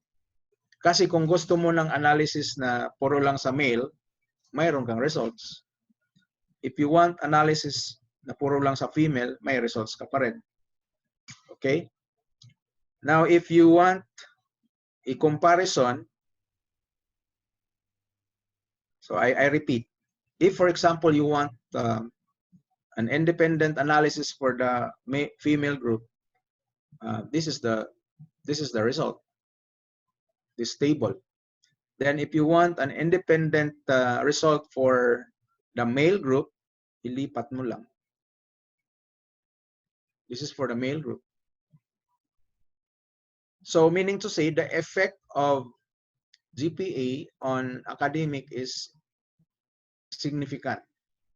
For the male group, the effect of GPA on academic is significant. Positive coefficient indicates that GPA significant affects academic performance. Positive. Statistically significant dahil naka-asterisk ito, ibig sabihin ang p-value mo ay less than 0.001. And because the p-value is less than 0.001, it means that GPA affects academic performance. GPA statistically affects academic performance for the male group. So let us look at the female group. So the female group, since the p-value is also less than 0.001, same findings, GPA affects academic performance. Okay? Ang tanong, yung GPA ba, is the effect of GPA on academic performance the same across male and female? So yan ang sasagutin natin. Dito tayo titingin sa structural weight. Kasi yung yung ating structural weight, ina-assume na ang coefficient ay parehas. Tingnan nyo, kahit ilipat mo yung male at saka female, parehas. Hindi nagbabago. Kasi nga, yung test na yan ay ina-assume na yung structural effect, yung effect ay parehas ba? So, ina-equate to 0. So yes, the effect is significant also. Kahit assume mo na equal ang effect nila, still significant. So indicating that the effect of GPA on academic performance is the same regardless of whether they are male or female. Okay, so that is multiple group analysis. So you don't need to, you can only analyze the unconstrained and structural weights. Ito lang i-analyze mo because the goodness of fit of this are acceptable. Pero yung ibang models such as the structural covariance, hindi. Ang relevant lang dito ay structural weights at saka unconstrained. Because yung dalawang model na yan, yun lang ang significant. Significant when it comes to acceptability of the model. The other models are not acceptable. Okay, I repeat. Diba itong part dito, mga submodels yan. Nested models yan, diba? So ang acceptable model lang yung structural. Acceptable model yan dahil ang structural model, ang P niya is greater than 0.05. Yung unconstrained, greater than 0.05 din. Pero yung iba, yung structural covariance, hindi siya significant. So disregard these two. Ang focus of your analysis would be on the structural weights and the unconstrained. So if we talk about unconstrained, we are referring to the separate analysis of male and female. If we are referring to the structural weights, we test the regression weights. We want to know if the regression weights are the same across gender. And the goodness of fit are acceptable.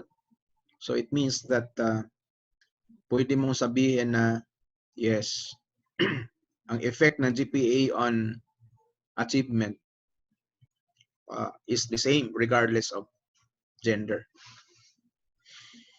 Yun yung theory mo.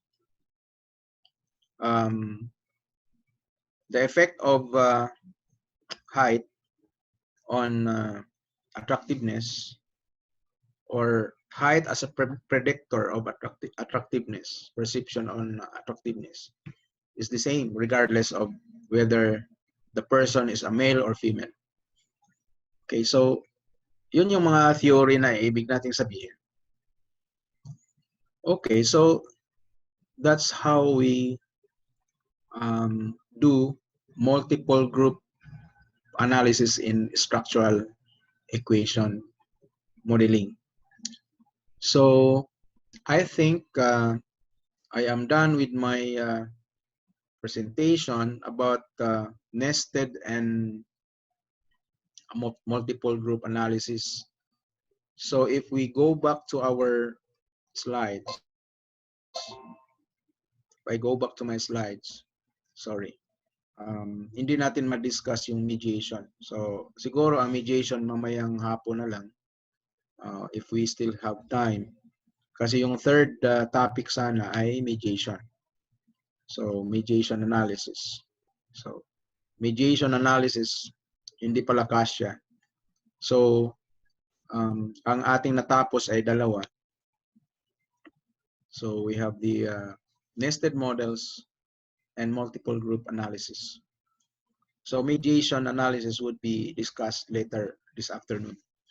So in case you have questions, so I may give the floor to Ma'am Hazel for possible questions.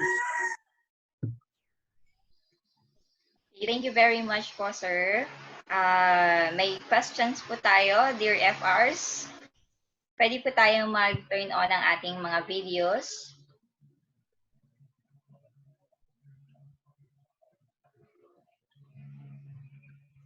Hello po. Di natin Ayan. alam, baka I'm sure na overwhelmed kayo dahil medyo complex yung modeling approach. Bago sa inyo yung structural equation modeling. But I suggest para ma-internalize ninyo, you can start using structural equation modeling for your research para ma-appreciate ninyo yung value niya. Kasi kung structural equation modeling ang gagamitin ninyo, there is a high probability na of acceptability of your paper. Lalo na kung magandang pagkasulat, then gagamitan mo ng structural equation modeling. The probability na ma-publish yan in the Scopus is high. Rather than using t-test or Pearson correlation, so mababa ang probability na ma-accept yan. Unless kung maganda ang contribution ng hindi pa na-explore yung, although ginamitan mo lang ng Pearson correlation, wala pang na-explore na research na ganun. Pero kung gas-gas na, yung mga variables ninyo, gas-gas na, tapos gamitan nyo pa ng medyo mababang level, so ang tendency dyan, mare-reject yan. Pero kung gagamitan mo ng structural equation modeling, lahat ng participants namin sa PARSU, wala pa namang bumalik na nagsabi na, sir, na-reject ang paper namin kahit ECM. Wala pang nagsabi ng ganun. Kasi ang PARSU, ang gusto namin sa PARSU ay sa Scopus or Clarivate Analytics mag-publish. Hindi yung kahit saan lang. Kasi karamihan ngayon, predatory journals. Huwag kayong magpaloko dyan sa predatory journals. So, yung mga genuine na journals, mas maganda, doon kayo mag-join sa Scopus, index journals, yung Clarivate Analytics journals. Yung ISI na narinig natin before, Clarivate Analytics na yan. So, Web of Science.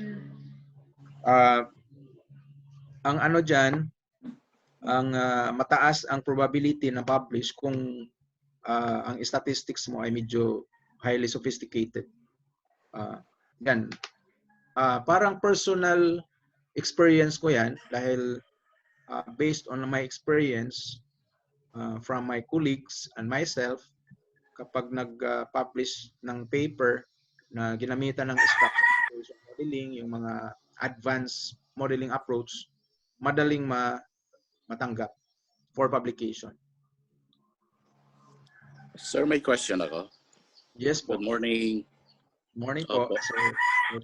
Sir, yung tanong ko po tungkol dun sa nested models, we prefer the more parsimonious.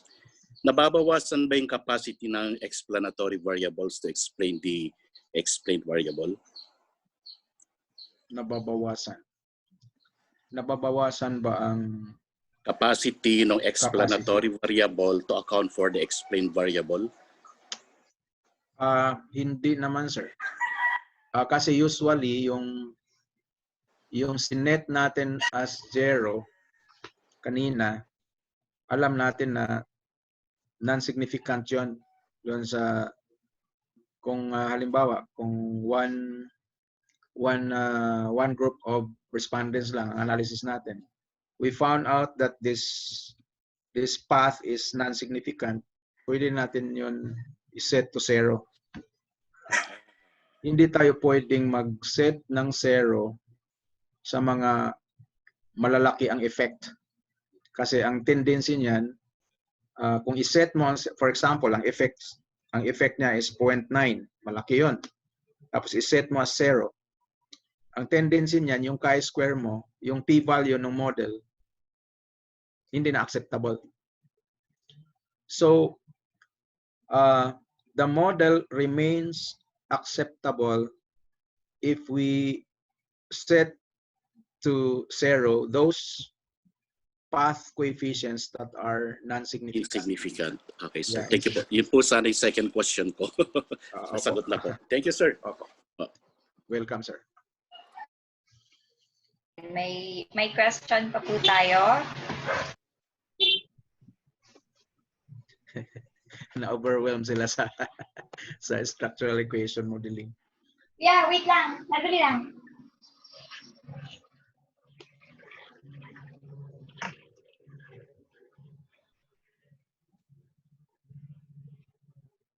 Sir Doc A, may masasabi ka ba? Okay daw.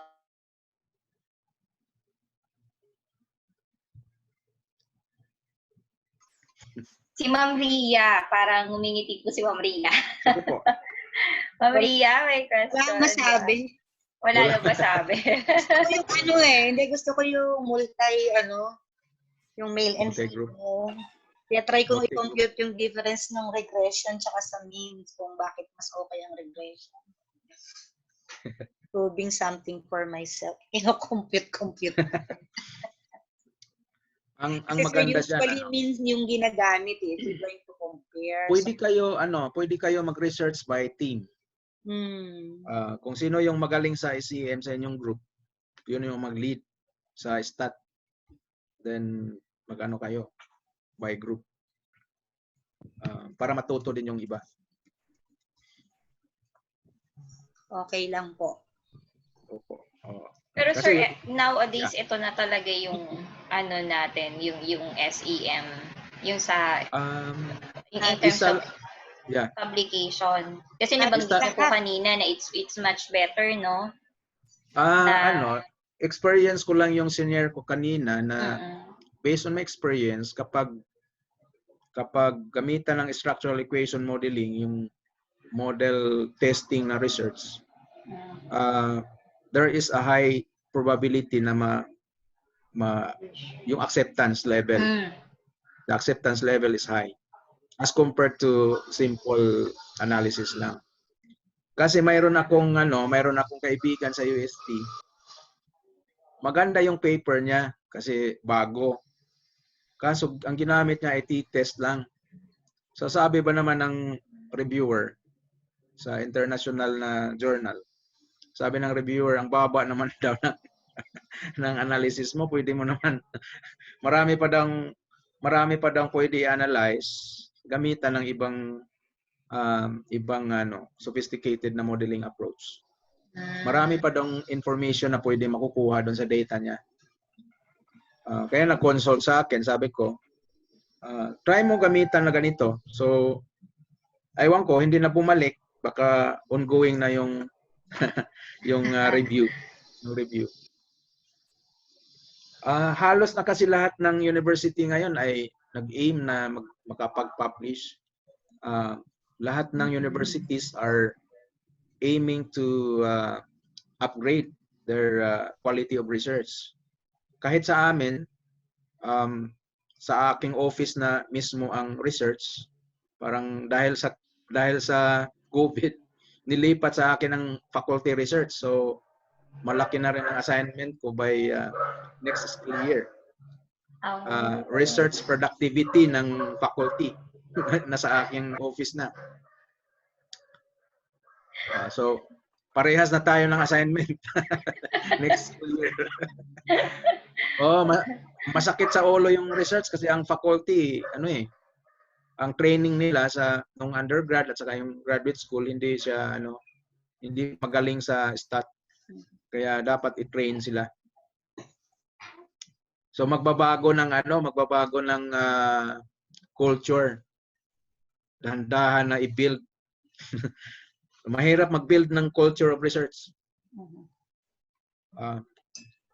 Kasi ang schools where we graduated, our masters, our PhD, ay hindi naman university, hindi naman research university talaga. Ang nagtuturo din ng research, wala ding publication. Ganon ang observation ko. Nagtuturo ng research sa graduate school, yung PhD, wala namang walang research publication. Tapos pinupost tayong mag-publish, ang nagtuturo ng research walang publication. Parang mayroong mismatch. So siguro it's time to change the paradigm na halimbawa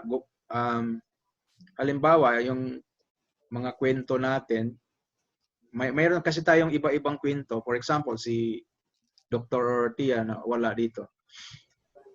Yun nga, yung practice about statistics. Yung umuupo as panel member, walang experience about research publication. Tapos, syempre, yun ang nag-criticize. Pero walang experience about publication. Then, yung student na yun, sa kanilang institution, ipupush na mag-research. Pero ang training nila, hindi pang publication. Yun din ang problema natin sa academe. Oo. Yun ang nakita kong problema sa amin dahil nga yung faculty members are coming from different universities. Some universities are not research university. They are teaching, they are full-fledged PhD, but their training about research is not good. Their faculty members during their PhD days, hindi sila research oriented. Naka-box pa rin yung mga, yun bang tipong yung mga research nila paulit-ulit, yung mga, is there a significant difference between group A and group B, yung mga ganun. Is there a significant relationship between X and Y? Marami ng modeling techniques na naimbento after their PhD. For example, nag-graduate sila ng PhD 1980s pa. So hindi na sila nag-upgrade dahil magaling na sila. So maraming nagawa na, maraming improvement na pagdating ng 80s, 90s, 2000. So naiwan na sila. So nasa chi-square pa rin sila. Nasa Pearson correlation. Pero marami nang nangyayari after naging PhD sila. So mas maganda kahit PhD na tayo mga youngers, mga young, mas maganda PhD na tayo, mag-explore pa rin tayo. Sabay tayo sa panahon. Ganun. Sabay tayo sa development ng research, development ng statistics. Ayan.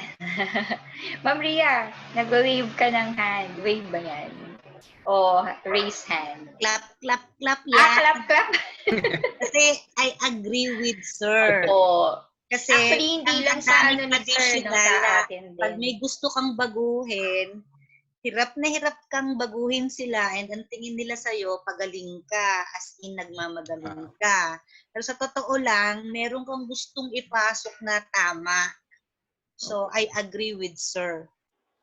Na so, dapat kahit natapos na, nag-update pa rin para pag may bata na may nagpasok ng bagong idea, hindi iniligid. So ang gagawin natin po, gayahin natin yung ibang professors na nag-publish para, for example, mayroon kang publication na 5 versus ang nag-criticize sa'yo, walang publication. So hindi sila maniniwala doon sa nag-criticize sa'yo. Mag-publish tayo kahit isa lang, isa, dalawa, ganun. Sir, depende sa culture. Kasi may culture po na kung sino yung pinaniniwalaan, kahit walang publication, paniniwalaan nun. Okay. Sige Sir, po. kapag for example po, nagpa-consult po sa inyo, yung candidate, for example, kailangan mag-SEM, for example. Nasa magkano po ang ginagastos ng candidate? Ano lang, sir? Ano talaga? Friendly lang ang Price. Yung professional fee. Hindi naman affordable lang. Affordable lang, sir. Sir, kailangan niyo po ng manager. Sir, gaano po ka-friendly yung price? Ako na po ang naman, sir, ang tatanong ko kung kailangan pumasok na ang businessman. Don't you worry, sir. By the way, yung sa UST, si Sir Daryl UST yata. Tama ba, sir? Nag-aaral po ngayon sa UST. Opo, Pero nag-aaral kasi. umupo po kasi ako sa panel ng Lyceum sa grad school. Okay. And most Sa of them po UST talagang ang nire-require po ay mag-SEM sa model. ang UST kasi requirement nila ang publication muna bago nila mag-defend yung kanilang dissertation. Mag-publish muna. Yes. Kaya yung lahat ng client ko diyan sa UST, structural equation modeling yung ginamit nila. Sa LPU po, bago po ma-release yung diploma and Kailangan may publication. POR, meron po akong advice na hanggang ngayon hindi po ma-proclaim na doktor kasi nga po Okay. may problema pa yung model niya. So, Publication. kaya po ako nagtatanong. Opo. Ayun po. Sir, kami, friendly, friendly. Wala na ako ni Sir Friendly rate na. Lahat Yes, Friendly rate. friendliest rate. Friendliest rate. tayo. Huwag mo Opo. na ipadaan kay Sir Mekmak kasi may dagdag yun. Hindi maging Oo nga. friendly ang rate. Oo. Dapat Dumiretso ka diretso na. na kay sir. Oo, friendliest rate. Kung dadaan kayo sa manager, Oo. Ma-manage na kita, sir, ha? Ano kung manager siya o teacher Fixer po yan, sir. Wala pong yan na maging manager. Fixer. I-add ko na po si Sir sa Facebook. Oo. Friends Sir, na anong po. FB account niya, sir? Para madali kang makontak. Oo nga. kasama ako doon sa sa ating chat group. Group chat. Chat. Sige, sir. Apo. Doon ka lang, sir. Opo. nga naman, Sir Mekma. Opo. Sir, apprentice. Wala ka ba apprentice? Oh, pwede tayo actually magano. Ha? Collaborate, sir. Para ang Dapat sarap Maria. umupo. Allowed ngayon ang allowed ngayon ang collaboration. Oo nga, sir. Yes, sir. Nako, Pwede ho very ba? willing. Mayroon basta maganda yung nyo, yung framework.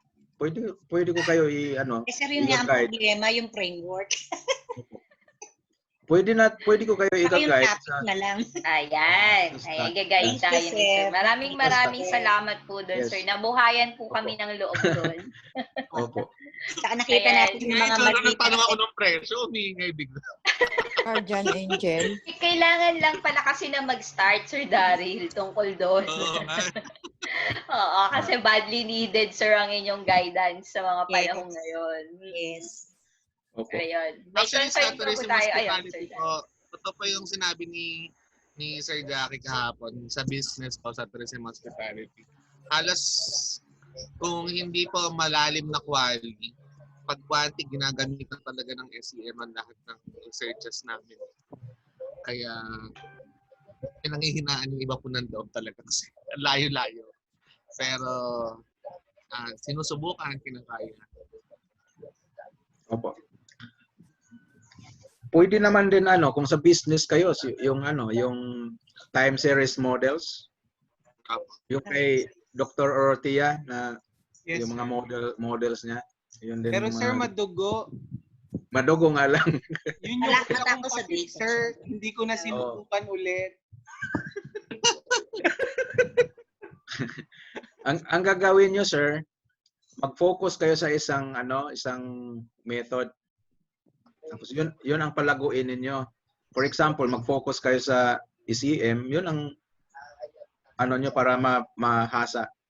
Kung mag-focus kayo sa time series, sunod-sunod na mga research about time series para mahasa. Sir, sa graduate school po, sa PhD for example, yung SEM ba tinuturo po sa stats na subject? Sana, Sa dapat tinuturo po. Kaso ang nagtuturo sa graduate school ay wala namang training din sa ECM. So hindi niya maturo. Kasi kung kailangan talaga per publication, di ba po dapat Opo. tinuturo? Kayo, kasi mga bata pa kayo, may tendency na in the future, O Tita Cleo, mga bata, kanina pa yan. ang mga ang mga bata. Kaya nga sabi yun ko, ang tuturo in the sir, future. oho, Bata sana pa ho, naman si kasi- Tita Clay. batang tingnan lang, batang isip na. Ano ba yung age ng bata?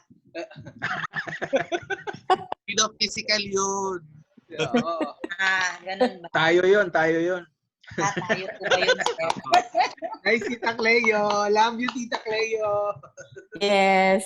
Thank you. Sir. Sir, sa amin po nung quantitative approaches, ang hindi stats quantitative approaches. Kaya yun nga po, linear programming, queuing, time series models, yun po yung inaral. Although napahapyawan na, hindi ko rin masyado na-absorb. Kaya mukhang SEM na lang ako sa stats. Para sa yung iba din sa, di ba, yung machine learning, nag-boom din ngayon sa mga IT. Pwede nyo pasokin din yun. Yung mga predictive analytics. Meron tayong dyan. Predictive analytics. So, yun ang ginagamit ko ngayon. Yun, maganda. Kasi po sa ComSci po. Para iba-iba yung expertise ninyo. Yes po. Opo. Ang Parso nag-offer din ng ng analytics din. Oo. Sir, meron din pong Sir, training. anong gamit kong software? Pwede naman gagamit tayo ng R para free. Pwede rin. Lang. Pwede rin gagamit tayo ng SPSS modeler. Yung R niyo, sir, ilang hours yung training? Kung R, Opo.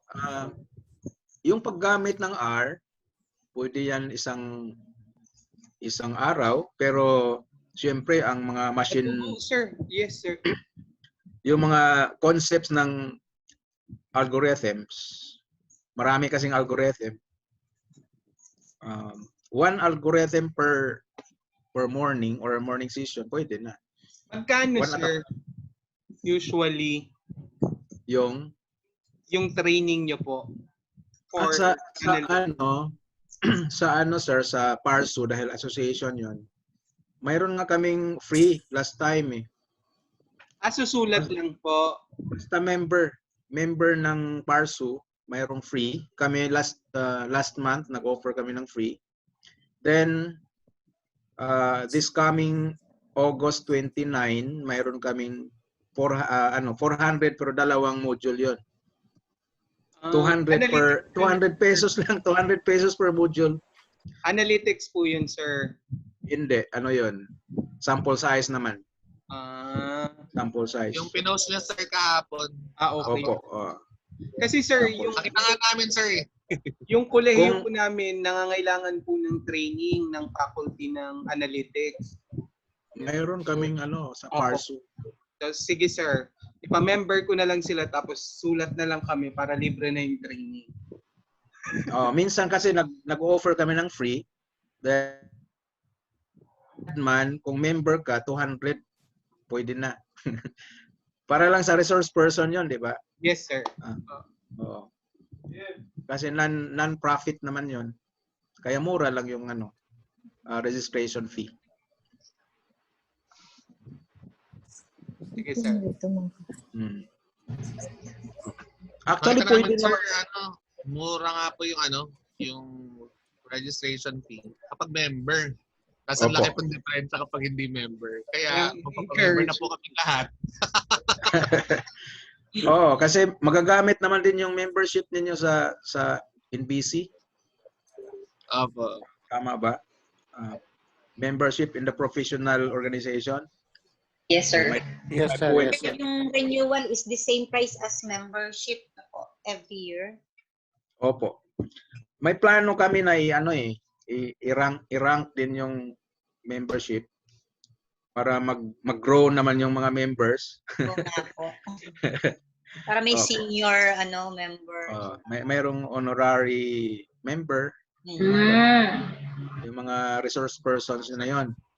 Kasi yung iba nag-start sila sa participant, then later on naging productive na sila sa research. So nagpa-publish na sila, naging resource person.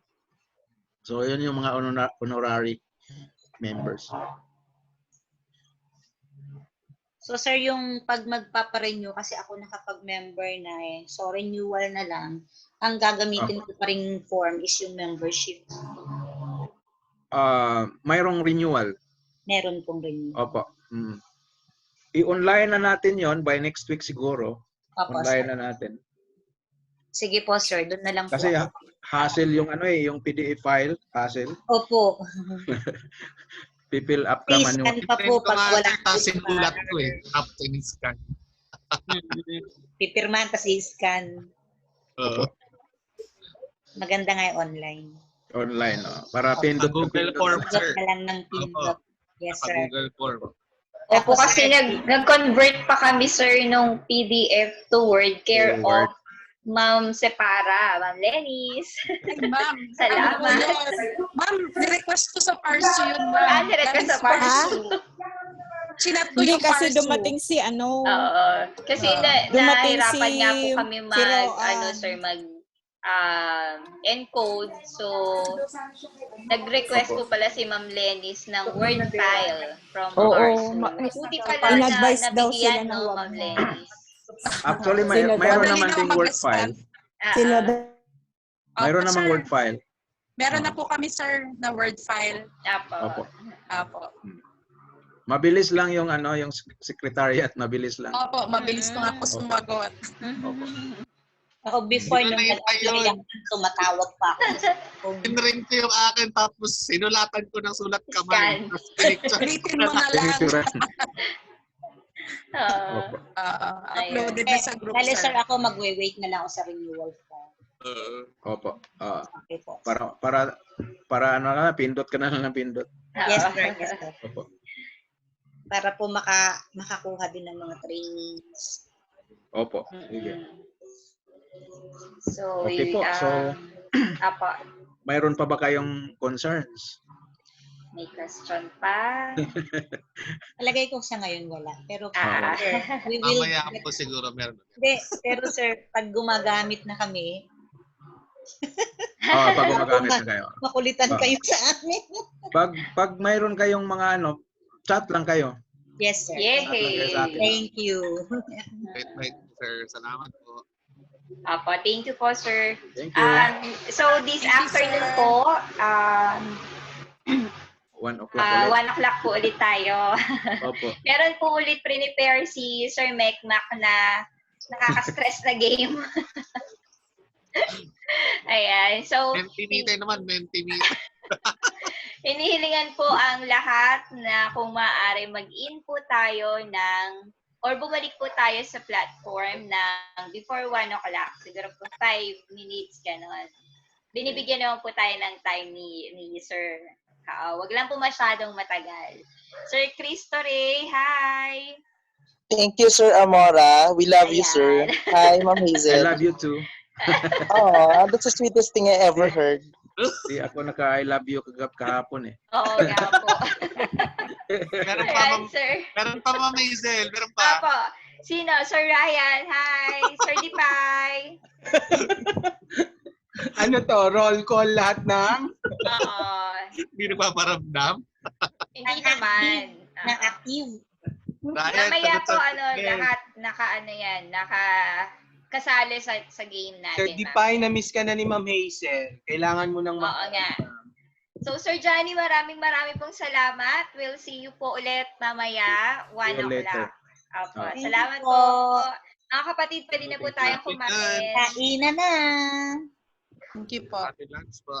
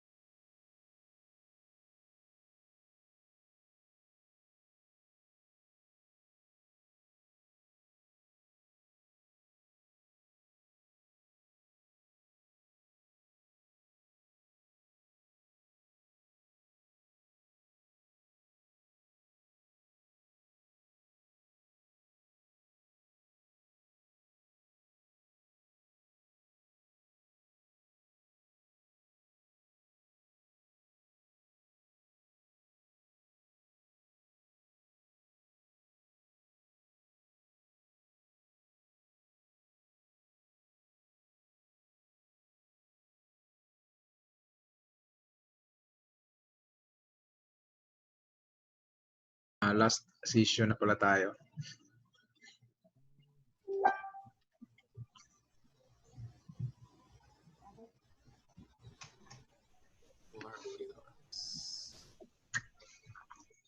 Okay, so our last topic is partial least squares, structural equation modeling. So in day 1, afternoon session was about path analysis, and day 2 in the morning was about confirmatory factor analysis. Then in the afternoon, in the afternoon of second day, we started to discuss the structural equation modeling. And our discussion about structural equation modeling is that it is a combination of path analysis and confirmatory factor analysis. Combining the two, we can form an equation or we can form a model called the structural equation model. So the variables are latent variables. Latent meaning to say we cannot measure directly. In order to measure a variable, we need to write some items. The items are called indicators of the latent variables. Then our goal is to make this latent variable as valid and reliable, of course. We need to make sure that the validity and reliability of these latent variables are within the acceptable range before we can use them to investigate the effects of latent variables on the other latent variables in the model. So there are two approaches. One is the covariance-based structural equation modeling. The covariance-based, the approach is simple. You have to gather the data. Then the data should be inconsistent with our proposed model. So the consistency of the proposed model and the gathered data shall be computed based on the chi-square. The difference between the data and the, we call it the data, meaning just the observed data, and the model. The difference of that, the result is chi-square. So we want that the chi-square is minimum, so very small as possible. And the small difference between the observed and expected value can be minimized using calculus, using the calculus concept. If you are good in mathematics, if you can recall your math, so there is a subject called, there is a topic in calculus called maxima minima. So an application of maxima minima, maximizing or minimizing the difference between the observed and the expected. Fortunately, because of the technology, the calculus, natanggal na yung difficult subject natin na calculus kasi naka-integrate na ang computation doon sa software. So the algorithm has been integrated in the software. So we applied researchers no longer or don't need anymore the calculus for the computation. So pindutin na lang natin yung software, then everything will be provided by the AMOS. So that is covariance-based SEM. Ngayon, kung pupunta tayo sa other approach, we call it partial least squares SEM. Ang approach na ito ay different from the covariance-based, because this approach, ang ginagawa nito is to maximize the R square, finding the coefficients of the model. Coefficients meaning to say yung path coefficients. We find all those coefficients by maximizing the value of R square. So hindi na siya difference between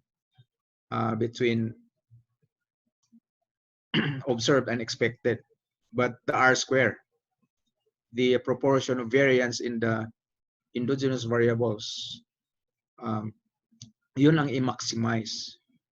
So what are the values of the coefficients such that the R squares are maximum? So yun yung methodology na to. So our agenda for this last topic or third day, we discuss again the Pls SEM. We will review the question when to use Pls SEM. So I already provided the comparison between the two, and if we can recall, the Pls SEM is useful if the goal of the research is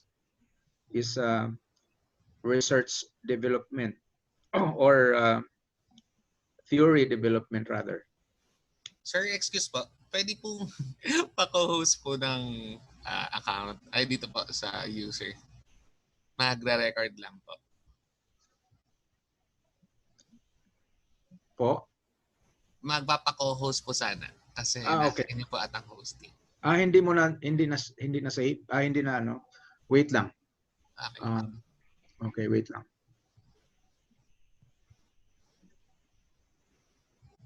So umalis pala si Ma'am Hazel.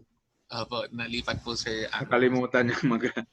Opo, nalipat po sa inyo, sir. Pasensya na, sir.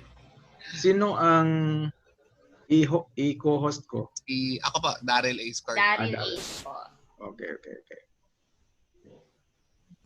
Gagawin ko na lang kayong host. Okay, co-host. sir. Ako pala ang host dito. Opo. Okay. Sige. Gawin kitang host, Sir Daryl. Okay. Thank you, sir. Okay, welcome po. So I will continue. So ang gagawin natin for today, our agenda include the introduction of Pls SEM again. We already discussed the difference between Pls SEM and covariance-based SEM, but for the specific, because this discussion is specific to Pls SEM, we need to answer the question when to use Pls SEM. Then we review again the measurement component of Pls SEM because as discussed, as mentioned several times, when we talk about structural equation modeling, the first component is called measurement component, and the other component is structural equation or structural component. So in this webinar, we will review the measurement component of Pls SEM. We also review the goodness of fit or model fit and quality indices involved in Pls SEM. As mentioned earlier,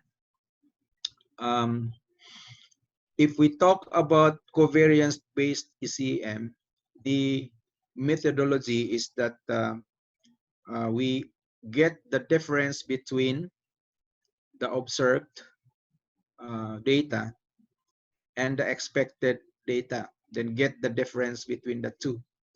So the difference between the two is called chi-square. So that is why the global test that is used by covariance-based SEM is chi-square. So chi-square is the difference between the data and the model. So here in PLS SEM, there are the fit indices are different.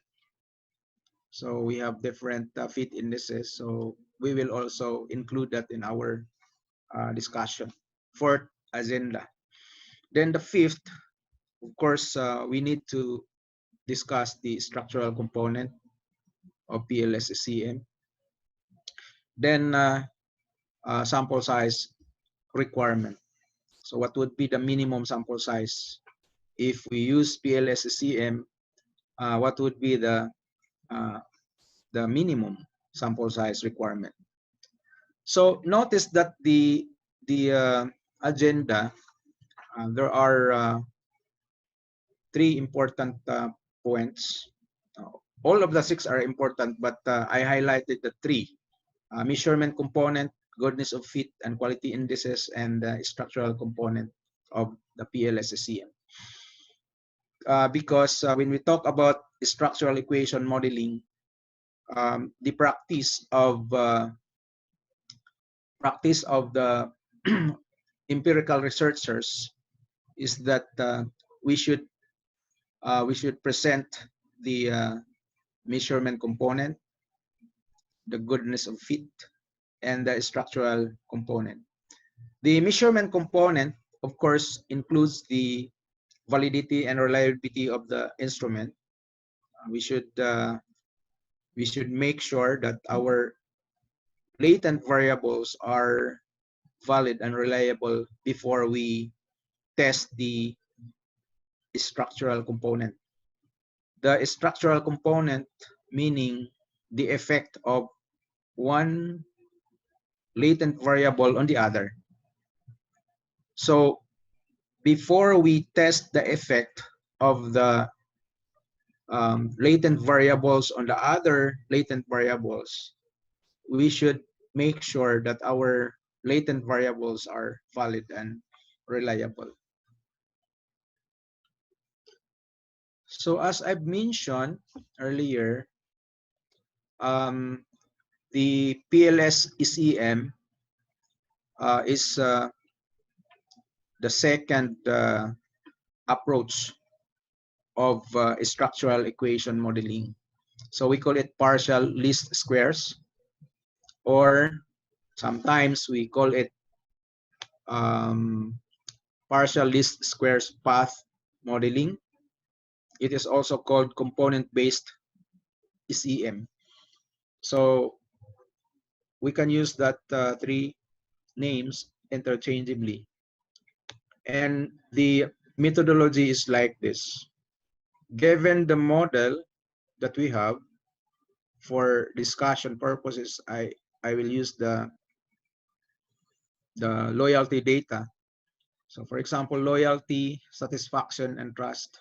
So this is the model that we want to investigate.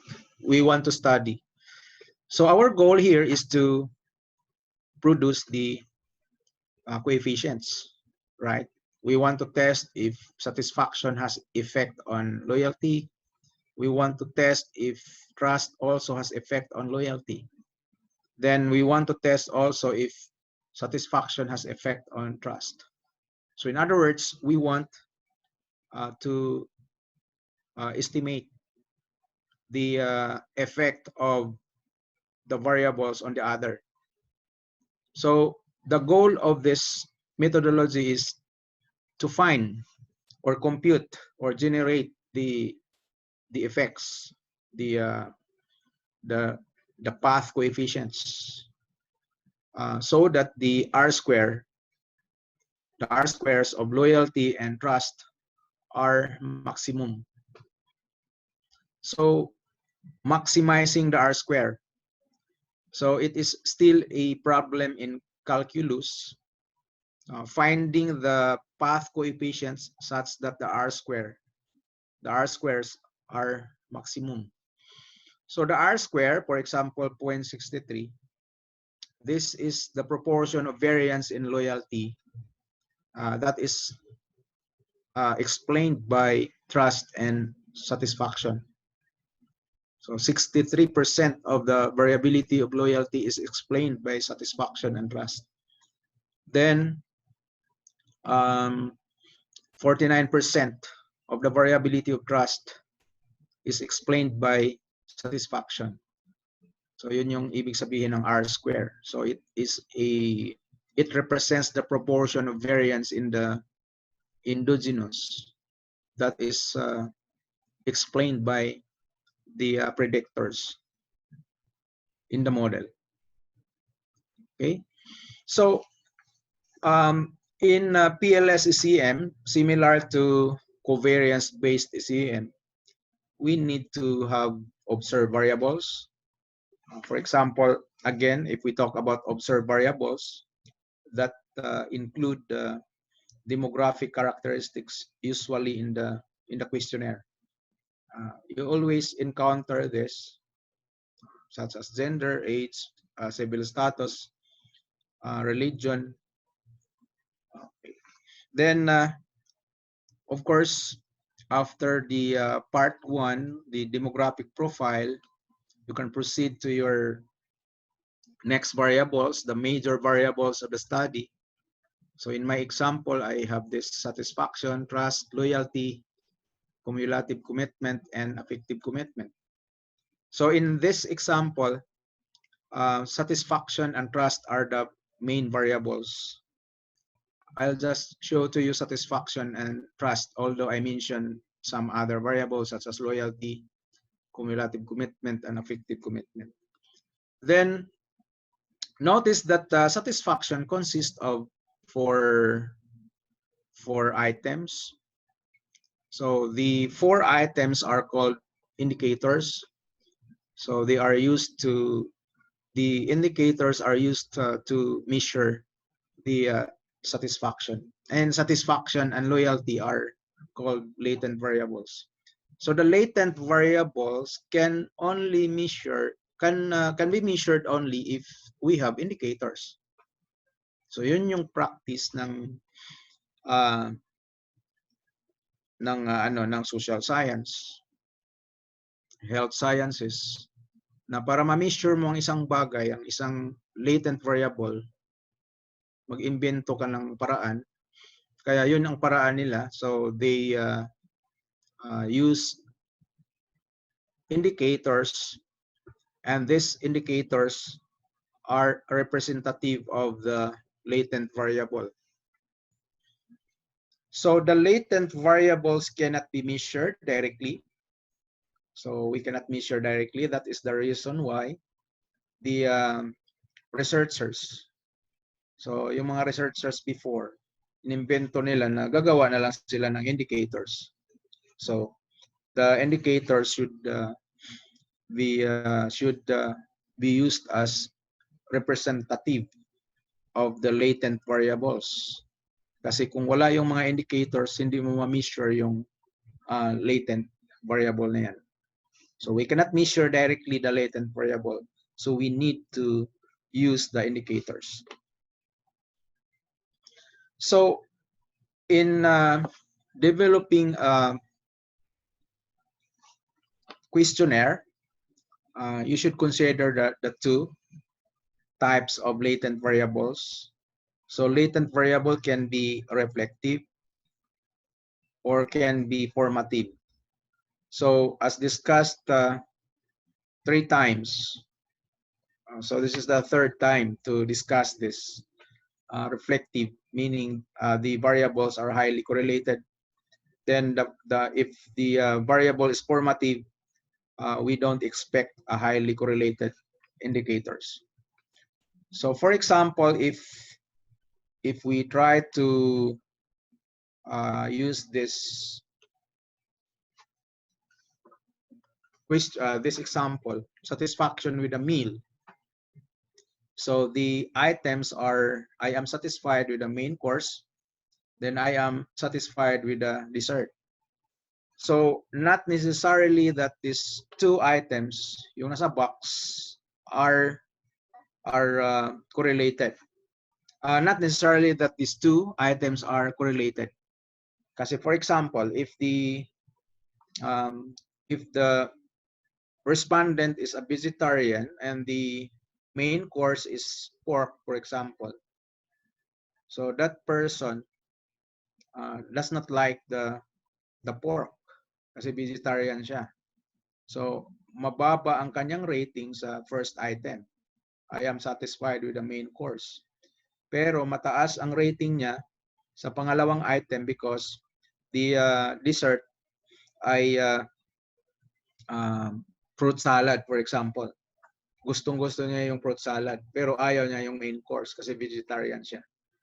So meaning to say, the level of satisfaction of that person depends on the main course and the dessert. Okay? So mababa ang kanyang rating sa main course kung hindi niya nagustuhan. Pero may possibility na mataas doon sa isa, sa dessert. Or vice versa. Whereas dito sa reflective, if your item is, I am satisfied with this meal, and the other item is, after this meal, I feel full, so the two items would go together. Go together meaning to say, if the person has high level of satisfaction on item 1, most likely his or her level of satisfaction on item 2 is also high. Yan ang tinatawag nating high correlated indicators. The LV, the latent variable satisfaction, affects the items. Whereas dito sa kabila, it is the indicator that affects the latent variable. So it is the reverse. Okay? So sa pag-create pa lang ng item ninyo, pag-develop pa lang ng item, you should consider kung reflective ba o formative. So another example, drunkenness, we have drowsiness, speech blurred, slow reactions. So these three items go together, meaning to say they are highly correlated indicators. So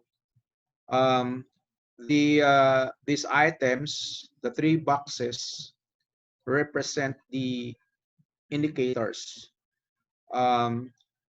Yung kanilang pagkalasing, yan ang mag-manifest.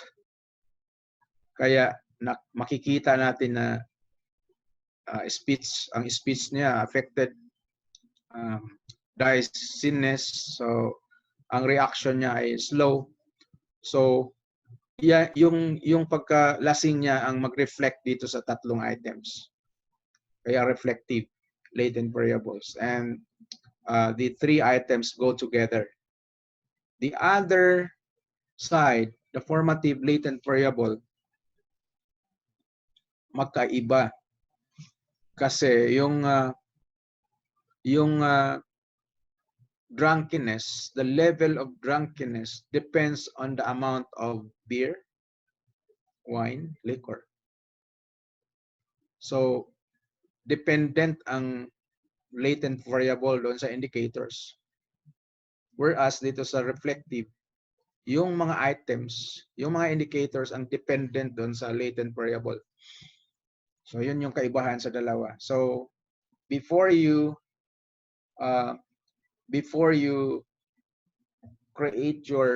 start the writing of your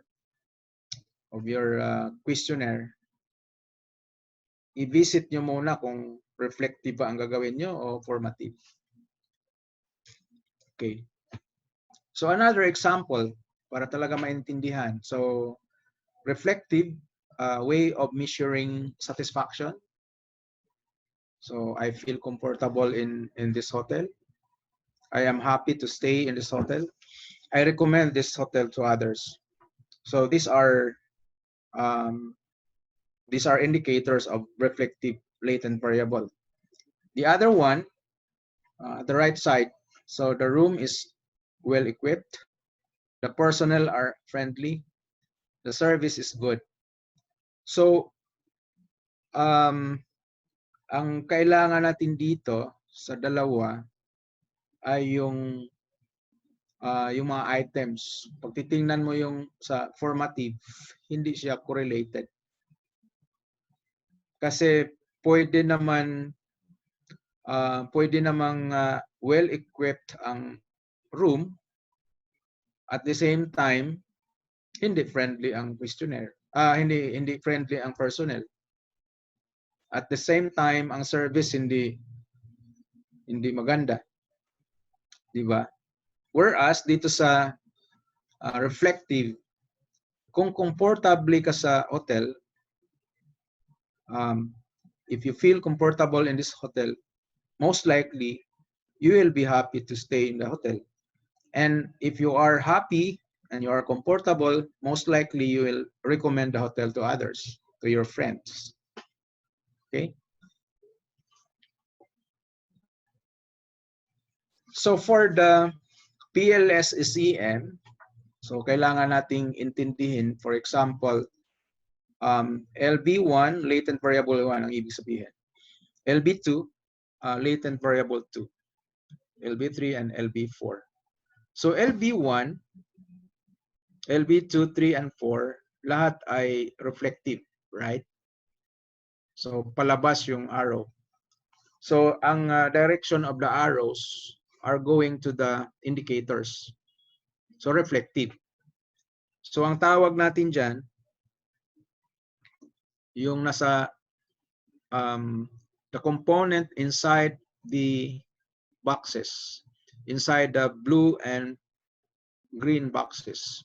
Yan yung component, measurement component. Measurement component dahil yung LB1, LB2, LB3, LB4, yan yung mga latent variables na yan ay i-measure natin. Our goal is to use the latent variables to measure the construct. Diba questionnaire yan? So the questionnaire consists of indicators. The latent variable consists of indicators. So our goal is to use LV1 to measure the construct. Use the LV2 to measure the construct. So we make sure that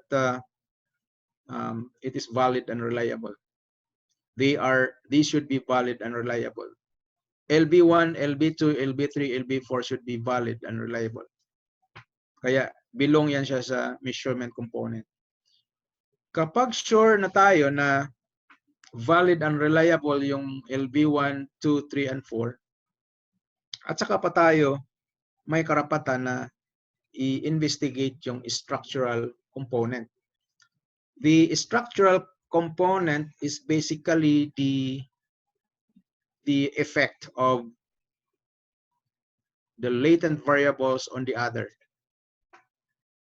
So, kung valid na ang LB3, valid and reliable, at saka valid and reliable yung LB1, LB2, so pwede ka lang mag-investigate ng effect ng LB3 on LB1, effect of LB3 on LB2. Okay? Correlation ng LB3 and LB4. So, useless kasi yung structural component kung may problema ang measurement component. Garbage in, garbage out nga. Okay? So, in my discussion here, ang nag-reflect dyan sa model ay LV, latent variable. But in real research, we can integrate observed variables. For example, gender, age. So, pwede natin ilagay dyan. Pwede natin i-incorporate ang mga demographic variables doon sa model. This is an illustration of a model na combination ang formative and reflective. So the left side dito, left side formative. So itong right side reflective. Kahit saang side malagay yung formative at saka reflective, pwede. Example lang yan. So indicating, ang ibig ko lang sabihin dito na yung structural equation model, yung Pls Sem, pwede siya mixed of reflective and formative. At saka you can also include demographic characteristics. You can include non-latent variables, meaning to say observed variables can be added. So depending on your model. So again, let us review when to use Pls Sem. But at this time, hindi na natin i-compare with the covariance-based Sem.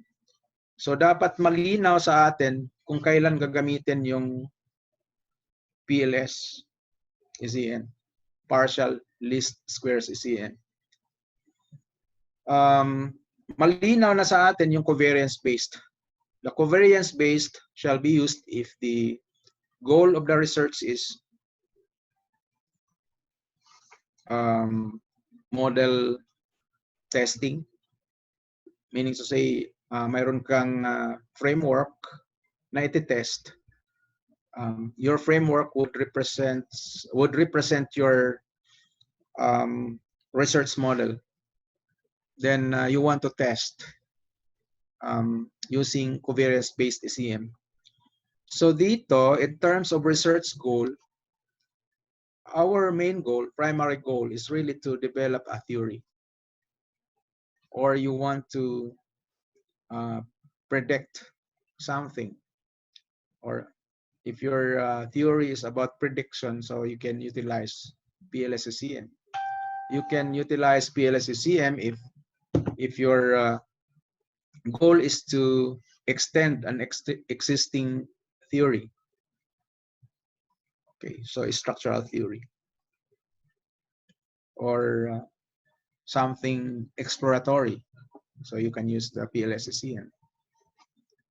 Number two, you can also utilize Pls Sem if the model consists of formative latent variables or formative constructs.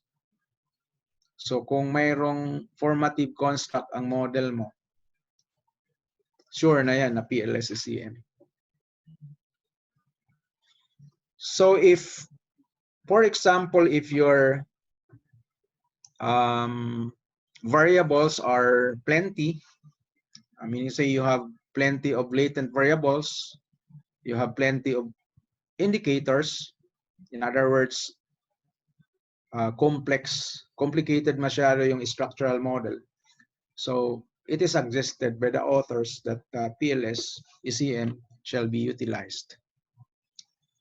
So when it comes to sample size, there is a minimum sample size. If you read the first line, Pls Sem minimum sample size equals the larger of the following. So larger of the following. 10 times the largest number of formative indicators used to measure one construct. If, for example, your entire model consists of 3 formative latent variable, ang isa ay 3 indicators, ang isa 10 indicators, ang isa ay 5. So 3, 5, din 10. So ang basis mo doon yung yung formative variables na pinakamaraming indicators. So 10. So 10 times 10, 100. Okay. Assuming that doon sa ano mo, doon sa 3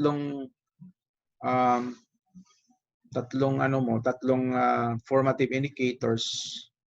Isa doon ay reflective.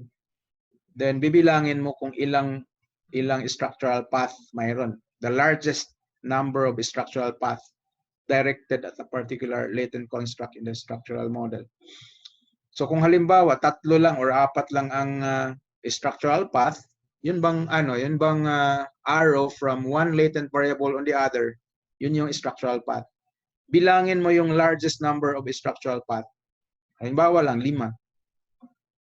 So times 10, so 50. Yung isa kanina 10 times 10, 100. So 100 is your larger. So you can use 100 as your sample size. So mamimili ka sa dalawa. Okay. So whichever is the larger. So kasi ang example natin sa number 1 kanina, yung largest number of formative indicators. So as I've mentioned, the largest number of formative indicators, 10, sabi ko. So times 10, so 100 para dito sa number 1. Yung number 2, assuming mayroong 5 structural path, times 10, so 50. So 50 versus 100. So 100 ang minimum sample size mo. So the data are done normal. So yung covariance-based CM, parametric test kasi yan. So expect that the assumptions, hindi siya magandang gamitin kung highly skewed ang data mo. So for normally distributed data, results for the two approaches are similar, with covariance-based CM providing slightly more precise model estimates. Yun yung power, ganon ka-powerful ang covariance-based. Kung normally distributed ang data mo, mas precise ang results ng covariance-based CM. But slight lang. Pero similar daw. Slightly precise lang yung covariance-based CM. So some requirements of covariance-based CM, like for example, the data distribution assumption, yung normality, yung equality of variance, kasama kasi yan sa yung model specification and identification.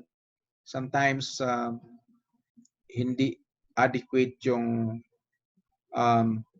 mayroong kailangang i-specify, kagaya nung discussion natin na dapat one of the indicators should be 1. Should have a factor loading of 1. Diba ganon? So may mga may mga values na i-specify natin in order to produce the estimates. So kung may mga problema doon, so the best alternative is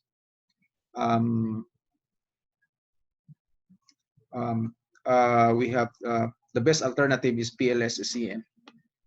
Just in case mayroong problem about distribution, non-normality, the non-convergence, meaning to say hindi ma-compute, hindi tutuloy yung computation, so you can use the Pls Sem as an alternative. Then another one, sometimes we researchers would like to compute the scores for all the latent variables because we want to use the scores for our subsequent analysis. For example, we use the scores of the latent variables for the t-test, for the ANOVA. So, ganon. So, yung Pls Sem has the capability to compute the scores, whereas the covariance-based hindi pwede. You cannot compute the scores of the latent variables using covariance-based Sem. So for the measurement component, we need to emphasize again. So na-discuss naman natin yung convergent validity. 2 times na, then pangatlo na to ngayon. So, pag sinabi natin convergent validity again, it is something about the understanding of the target users of the questionnaire. So, ibig sabihin target users yung respondents. So, the respondents and the writer of the questionnaire should have the same understanding about the indicators. So if they have the same understanding, then it means that your questionnaire, your latent variable has convergent validity. Okay? Kung same understanding, how can the researcher know that the understanding of the respondents and the understanding of the designer of the questionnaire are the same? So titingnan lang natin yung indicator loadings, cross-loading, and the average variance extracted. So in our discussion last meeting, I utilized the loyalty 1 up to 6 as indicators of loyalty. The indicator loadings are the numbers under loyalty, the cross or the intersection between the item and the latent variable loyalty. Okay. Then, of course, loyalty 1 up to loyalty 6 are not items of satisfaction. Pero may mga numbers pa rin dyan. So, ang tawag natin dyan ay cross-loading. So, the software can automatically produce the indicator loadings and the cross-loadings. Okay, so cross-loading meaning to say the correlations between the loyalty 1 versus satisfaction. Kung ano man ang correlation niya dyan, ang tawag natin dyan ay cross-loading. Pero ang correlation ng loyalty 1 versus the latent variable loyalty, ang tawag dyan ay indicator loading. Indicator loading because yung loyalty 1 is an indicator of loyalty. Okay? So yung indicator ng loyalty, indicators of loyalty are L1 up to L6. So dapat lang na ang indicator loadings should be higher. The indicator loadings of loyalty 1 up to loyalty 6 should be higher on loyalty. Hindi siya dapat higher on satisfaction. Kasi nga, ang loyalty 1 to loyalty 6 are indicators of loyalty. Okay, so ano ang value ng indicator loading? So the indicator loadings should be statistically significant. Then the value of the loadings should be 0.50 or higher. Then indicator loadings should be greater than the cross loadings. So dapat greater than. Dapat yung mga cross loadings ay maliliit. Okay. Okay, so once the indicator loadings and the cross loadings are okay, you can proceed to check the average variance extracted. So the average variance extracted represents the proportion of variance in the indicators that is explained by the latent variable. Ang recommended cutoff by Fornell and Larker is 0.50 or higher. So below 0.50, tanggalin mo yung item mo. Kung halimbawa mayroong indicator na less than 0.50, huwag mo nang isama yung item na yon. Kasi yun ang dahilan na mababa yung average variance extracted mo.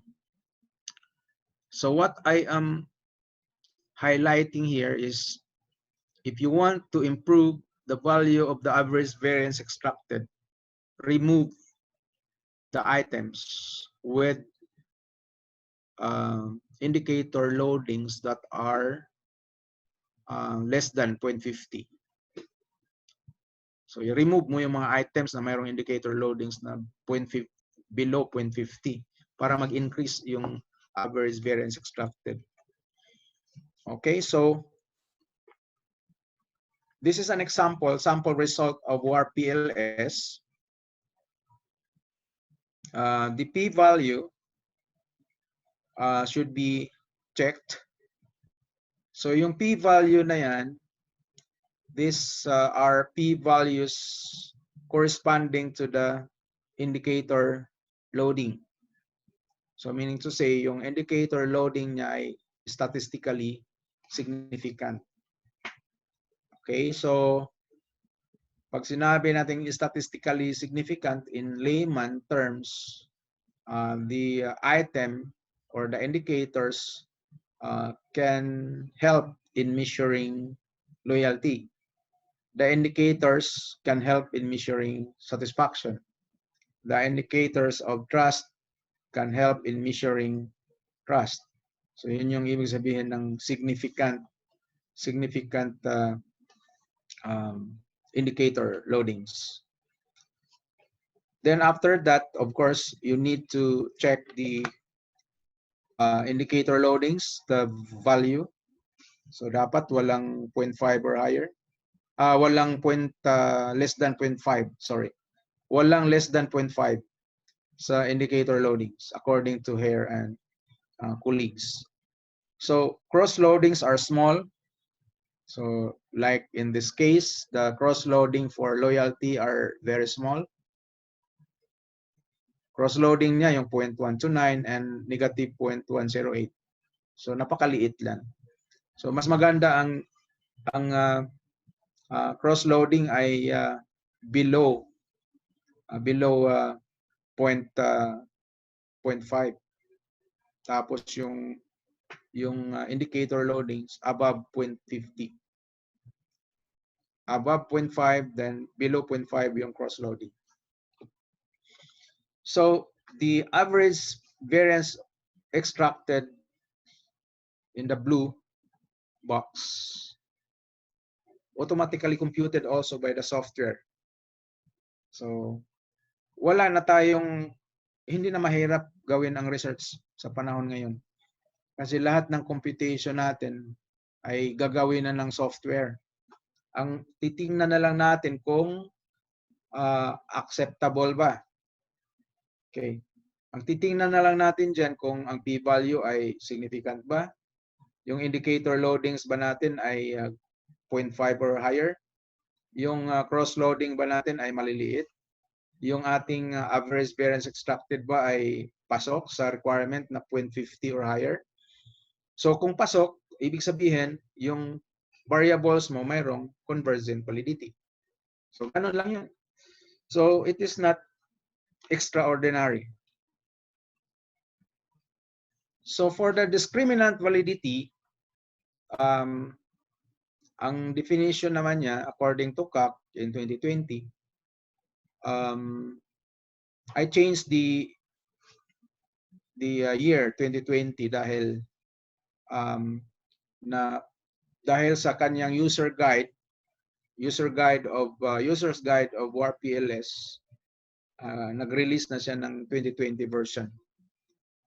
So a measurement instrument has good discriminant validity if the items with its latent variable are not confused by the respondents. So dapat ang respondents hindi ma-confuse.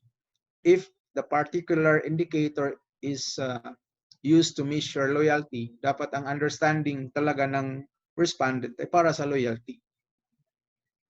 So hindi maaring malito siya kung para sa loyalty ba yan o para sa trust.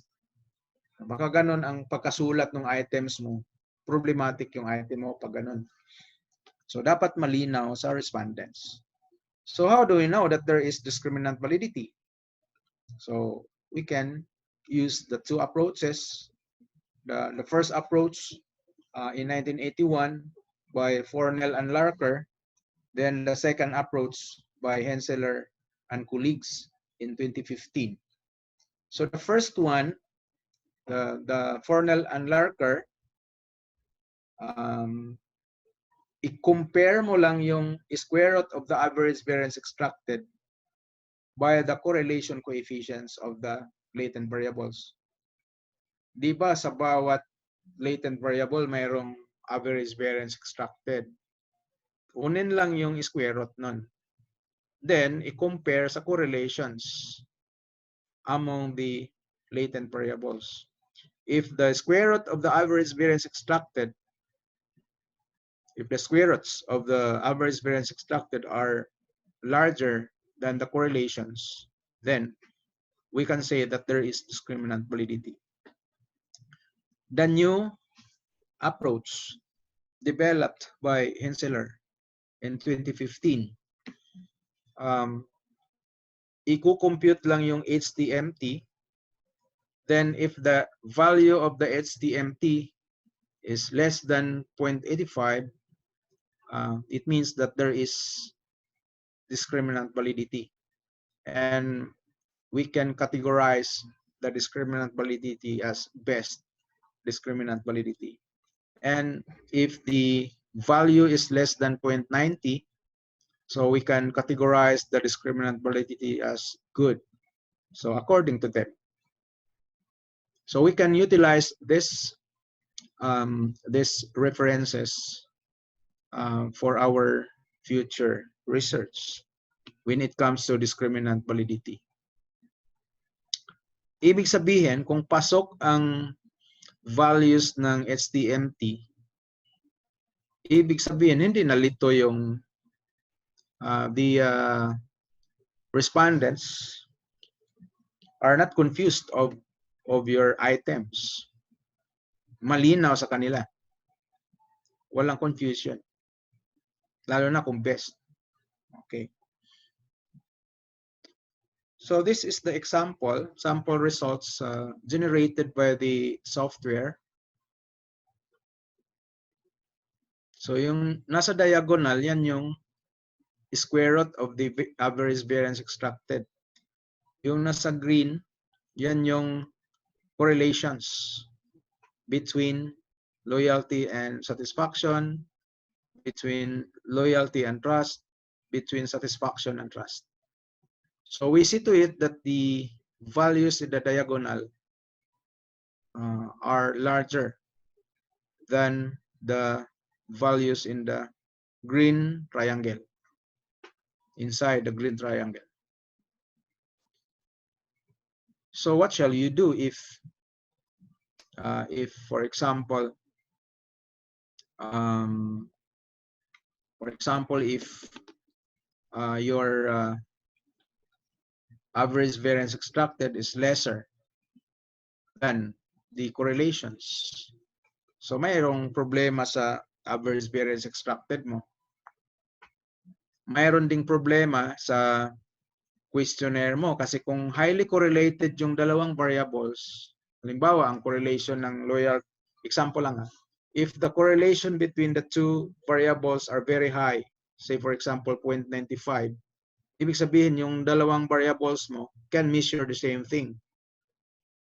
So nakaka-measure, same thing lang, same concept or same construct ang nami-measure niya kasi correlated eh. So ibig sabihin, pwede mong tanggalin yung variable na yon. You can just use the one variable to measure. Kasi highly correlated, meaning to say, kahit na hindi mo na gamitin yon pang measure, alam mo na kung ano ang resulta kasi correlated silang dalawa eh. If the two variables x and y are correlated, it means that both x and y can measure the same thing. Okay, so if the square root of the average variance extracted are larger than the correlations, then your instrument has discriminant validity. It means that the items are understood by the respondents are not confused of the items. Okay, so for the other approach, the approach of Henseler and colleagues in 2015, the result of the WAR-PLS, the 0.808, 0.800, 0.7995, all of these values are less than 0.85, so indicating that the discriminant validity is best. So for the reliability, so make sure that reliability is also important. Kasi ang practice natin sa graduate school, ang laging iniisip ng panelist, reliability lang. So reliability lang, tingnan nyo itong pangalawang concentric circle ito. Yung dart game kasi yan. So itong nagtumpok dito na tinitira kasi ng player, di ba? Yung dart na yan, the player made several attempts. So ang attempt niya is tatamaan yung target. So itong pangalawa, yung nasa baba, sa bottom part of the slide, this is a resemblance of consistency. Consistency, meaning to say reliable. Reliable yan, pero hindi naman tumama sa target. So may possibility na ang questionnaire mo reliable pero invalid. So take note of that. So hindi pwede na puro lang reliability ang titingnan mo. You should also check the validity. Mayroon naman tayong tinuro, mayroon naman akong input about content validity. So in the first day, morning session, so i-review niyo yung content validity. Kasi ang ating gusto ay ito. This part. So we want that our instrument is both valid and reliable. So we want that the target, yung target na yan ay matatamaan in a consistent manner. So meaning to say, every time you utilize your questionnaire to measure something, it gives a consistent result. So kung halimbawa, if we administer the same questionnaire to the same person several times, the result should be consistent. Yun yung ibig sabihin. However, in real life, it is impractical to administer the same questionnaire to the same person several times. So hindi. Because of statistics, we just administer the questionnaire once, isang bisis lang, then we can compute the reliability. So through the value of the reliability coefficient, pwede ka nang magsalita, pwede ka nang mag-conclude na may questionnaire. Yung questionnaire ko, kung ulit-ulitin ko pag-administer sa isang tao, ang result talaga ay consistent. Okay? So, reliability is very important. But you should also check the validity. Because it is possible that your instrument is reliable but invalid. So dito sa sa part dito. Mangyayari yan dito sa part sa portion na yan. Consistent but invalid. Okay? So there are two measures, Cronbach alpha and composite reliability. So na-invento yung composite reliability because of the structural equation modeling.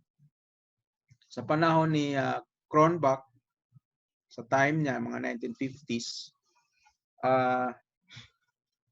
ano pa yon? Hindi pa gaano ka galing yung mga tao. So na-invento na kasi yung iba for the improvement of the Cronbach alpha. So Cronbach alpha has several weaknesses. One of its weakness is the it underestimates the true reliability. Kaya naimbento yung composite reliability. Okay? As an alternative of Cronbach alpha. If, for example, in your research, you want cutoff, so 0.7 of Cronbach alpha is the suggestion of several researchers, then the composite reliability should be 0.7 or higher kung relaxed criterion. Then the Cronbach alpha should be 0.6 or higher. Just in case lang na pinaka-worst scenario, hindi aabot ng 0.7, so you can still utilize 0.6 as your cutoff. So, fortunately, yung software natin ay makapag-produce automatically. It can produce the Cronbach alpha and composite reliability. Then, of course, you should check the model fit and quality indices. We have the average path coefficient, average R squared, average adjusted R squared. Dapat yung tatlo na yan ay statistically significant. Meaning to say that the values of this should have p-values that are less than 0.05. Then the average block BIF. BIF stands for variance inflation factor. Ang ideal is less than or equal to 3.3. Pero ang acceptable is less than or equal to 5. The same also with average full collinearity. Then Tinenhaus goodness of fit. So yung goodness of fit ay gagamitin lang yan for descriptive purposes kung small o medium or large ang goodness of fit. Okay? So ito yung sinabi kong year 2000 WARP PLS user manual version 7.0.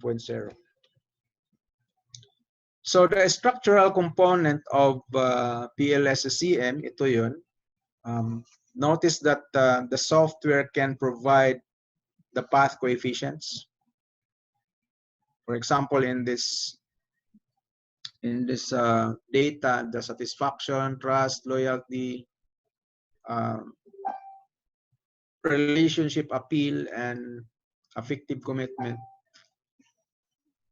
All of that are part of the model, and the path coefficients are provided automatically by the software.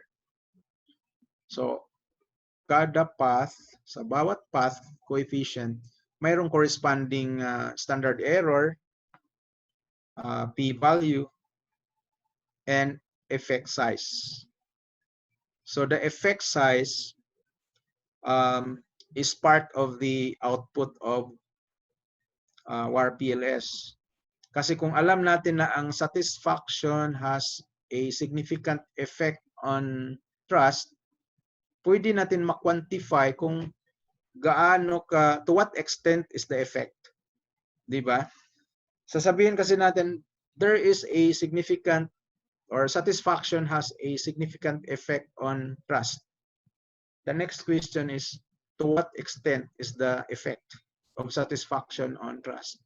Is it small? Is it medium? Is it large?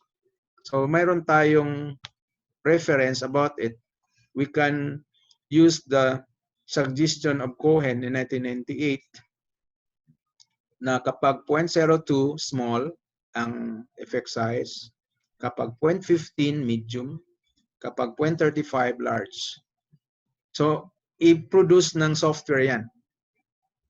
Kaya kung halimbawa ang result ay like this, we have 26. So the path coefficient from satisfaction to loyalty is 0.26. So clerical error, typo error, dapat 0.26. Has a p-value of less than 0.05. So it means that satisfaction significantly affects loyalty. if we include the effect size in the interpretation, sabihin natin na the effect of satisfaction on trust is halimbawa lang medium. So kung 0.15, medium ang effect size. Okay. Parang ganito lang yung table na gagawin natin. First column would be the hypothesis. So the hypothesis, of course, should match with the diagram. So we have now the diagram based on our framework. So the line from satisfaction going to loyalty is H1. Kaya mayroon kang H1 dito sa hypothesis. Satisfaction going to loyalty. Ang H2 mo is satisfaction, line from satisfaction to trust. So mayroon kang H2 in the column, satisfaction going to trust. Then we have the trust also, H3, trust going to loyalty. Okay? Yan yung H3 mo. Then H4, relationship appeal going to satisfaction. Kaya mayroon kang rel up, tapos may arrow going to satisfaction. Then after that, yung software, i-produce niya yung path coefficient. So ilagay mo lang dyan. Ilagay niya yung SE. SE stands for standard error. Then p-value also. Then effect size. Okay. Then another column for the remarks.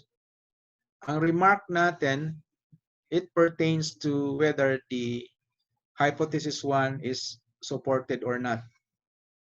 Okay. Supported meaning to say, ang p-value mo ay less than 0.05.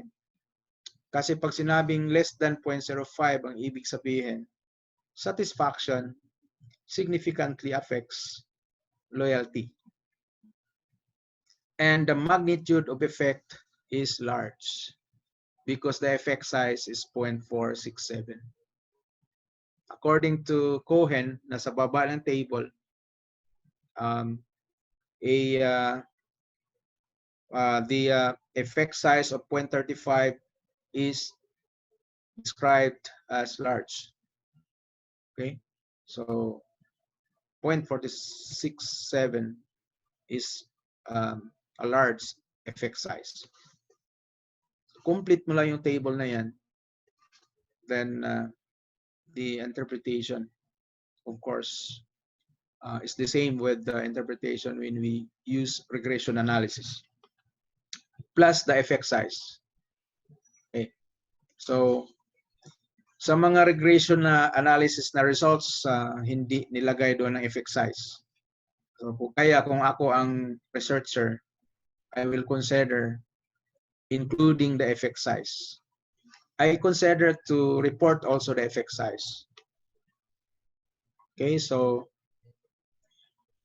this is about sample size.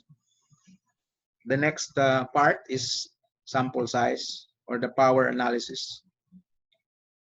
Sa software natin, na WAR-PLS has a capability to check whether the sample size na ginamit mo ay adequate or not. Okay? Pero mo ma-check niya kung adequate ba yung sample size ko. For example, gumamit kayo ng 40 lang. 40 respondents, adequate ba yon? So, mayroong capability ang software to check that. For example, in my analysis for this model, I utilized 500 as sample size. Then I conducted post hoc power analysis. Then my mind or I want to know if this 500 is adequate for this research. So there are two approaches available in WAR-PLS. The first one is inverse square root method. and the other one is the gamma exponential method. So ang question natin ngayon is paano natin i-execute ito sa software. So mayroon akong step 1. Ang requirement lang naman ng software ay you get the smallest significant path coefficient of loyalty model. So ibig sabihin, tingnan mo kung ano yung pinakamaliit dito. Mayroong 0.26, mayroong 0.43, mayroong 0.23 ulit, mayroong 0.32, mayroong 0.28, mayroong 0.21. So 0.21 is the smallest. So yun ang gagamitin mo. Tapos i-input mo sa software. So may ganitong lalabas sa software. Ang default niya ay 0.197. So papalitan mo lang yung 0.197 ng 0.21. Kaya ang nakalagay sa step 2, the default minimum absolute significant path coefficient in WARP PLS is 0.197 yung nakalagay. Replace it with 0.21. Just retain the 0.05 level of significance. Retain the power level, which is 0.80. Then the software will compute and it will give you a result like this. Sa baba may triangle or may graph, pero may nakalagay dito na inverse square root method. Minimum required sample size is 141. So meaning to say, kapag ang path coefficient na pinakamaliit na path coefficient is 0.21, the minimum required sample size is 141 only using inverse square root method. If we use the gamma exponential method, the required minimum sample is 127. So ibig sabihin, yung 500 mo, confident ka na more than enough na yung 500. Kasi ang minimum lang is 141. So that's the that is structural equation modeling using partial least squares. So our next topic is I would show to you how to execute the WARPLS.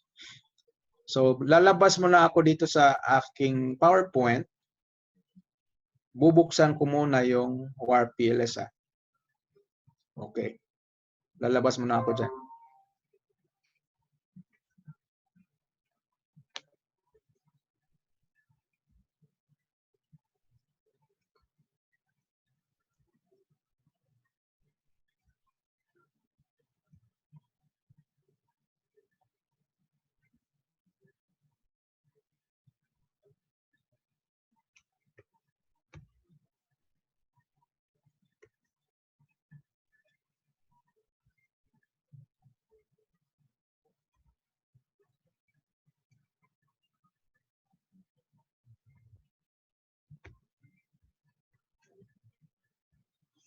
Bubuksan ko lang.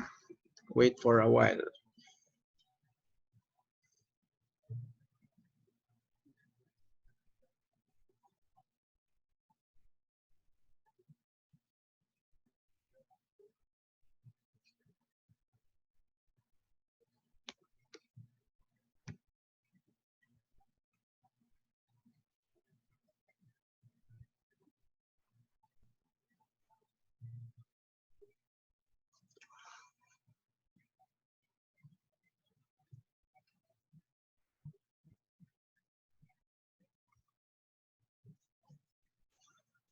Okay, so here is now my WARPLS.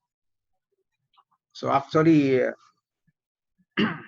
license and date August 3. Okay. Tapos I started the installation of the software last May. May 5. Trial license current. Please proceed to use the software. or renew the license now using the form below. So if I click, ito yung unang makikita natin if we open the software. Then just click proceed to use the software. Yan, step 1. And of course, before that, dapat ipakita ko sa inyo yung ating data muna. So ulit, parang mayroon tayong data last time about loyalty data. So ito yung file natin. So we have the satisfaction, satisfaction 1, satisfaction 2, 3, and 4. So lahat na yan are items under satisfaction. Then there are 4 items under satisfaction. There are also 4 items under trust. So 4 items under trust. Then we have also another items under affective commitment. So affective commitment consists of 3 items. Then relationship appeal has only 1 item. So pwede ba yun na isang item lang? So pwede. Isang item lang yan siya. Then loyalty has 6 items. Yung loyalty. So if, for example, you want to see, kailangan bisitahan natin yung ating item mismo because we want to see whether the variable is reflective or formative. So this is the framework that you want to check. Yan, affective commitment. Then yung mga items. So ikaw naman ang researcher, dapat kabisado mo ang items mo kung reflective or formative. So my choice to use this university was a wise one. I am always delighted with this university's service. Then if you read the trust, yan. So lahat naman ay reflective construct, yung affective commitment. Yan. Then we have the relationship appeal. Only one item, but the scale has 7 response option. Then for the loyalty, lahat naman ay reflective indicators. So in other words, all the items are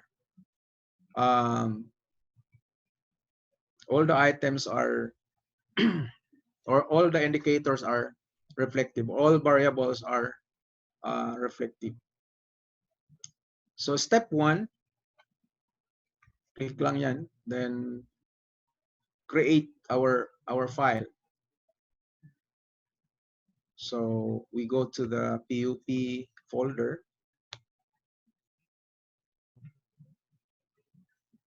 Then Pls Sem. Then of course we want to, this is our first PLS project. Pls Sem project. So project number 1. Then save.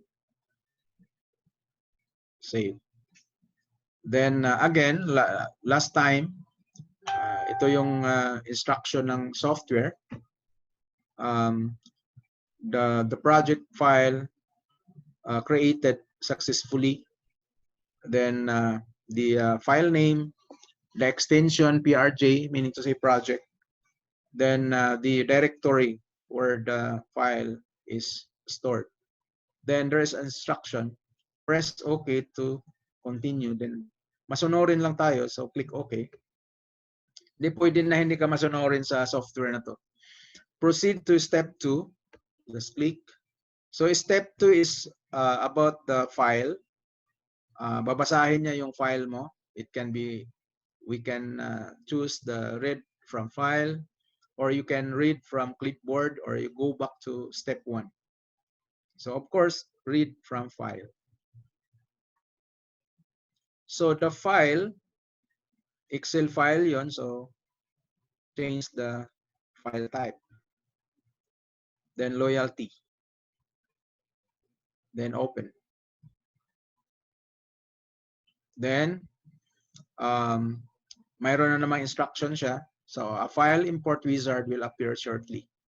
Do not select any options other than next and finish in the wizard. Okay. So press OK to continue. So click mo lang OK.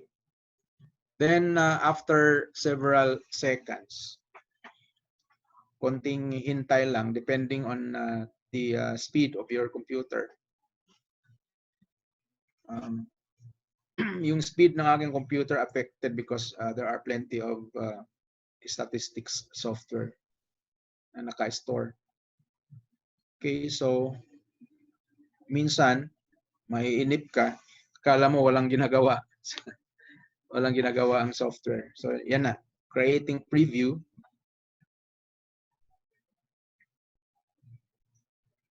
Then sabi naman sa instruction kanina, ang i-click mo lang ay next. Sabi doon kanina. Next at saka finish daw, di ba? Yung instruction kanina. Then wait ka na naman ng several seconds. Yan. Dumating na. So the table shows the raw data which is yet to be pre-processed for the analysis. Don't worry about the missing values. Kasi yung mga missing values, i-ano na yan, i-fix niya. So we have click OK. Then there is a question, does the data look correct? So of course, yes. Correct.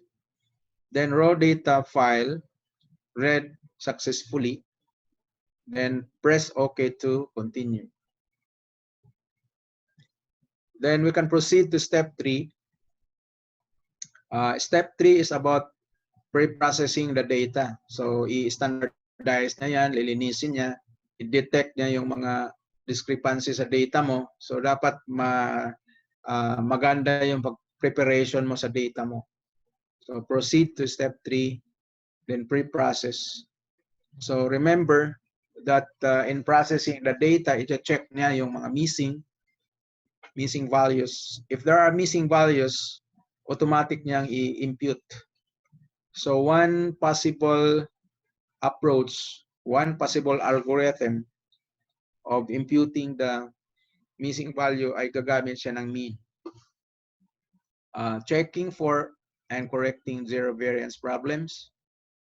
Ito yung, for example, mayroon kang column doon na parehas lang ang value. So i-disregard niya yun. So checking for and correcting identical columns. So careful of the column heading in the Excel. Dapat unique bawat item. So standardizing data. So ang ginawa ng WAR-PLS, the raw data are converted into standard scores. Pag sinabi mong standard scores, the mean is 0 and the standard deviation is 1. Okay, just click OK. Then, in just a few seconds, lalabas na yan. Then, we have the question, does the data look correct? So, of course, itong data na to, from raw data, kinonvert niya into standard scores. So, ang gusto lang naman natin gagamitin ay yung SAT1, SAT2, SAT3, SAT4, and so on. So, hayaan mo na lang yung iba. Then, just click yes. So, nasa step 4 na tayo. So, step number 4 is the drawing of the model. Okay, so I will maximize the screen. So create latent variable. Just click. Then go to the white drawing canvas. Click. Then type the variable name. Then input the items. Click mo lang yung add. So lahat ng items about satisfaction ay pinasok mo na. Reflective. Then save. Okay, so next is another latent variable. So for example, trust. So there are 4 items. Trust 1, 2, 3, 4. Lahat ay reflective. Save. Okay, you can move sideways. You can move upward, backward, up and down. So latent variable options ulit. Create another variable. So for example, the next variable is, say for example, loyalty. Loyalty. So we have 6 items for loyalty. Save. So you can move sideways, up and down. Okay. Then after this, there are other 2 variables. For example, relationship appeal.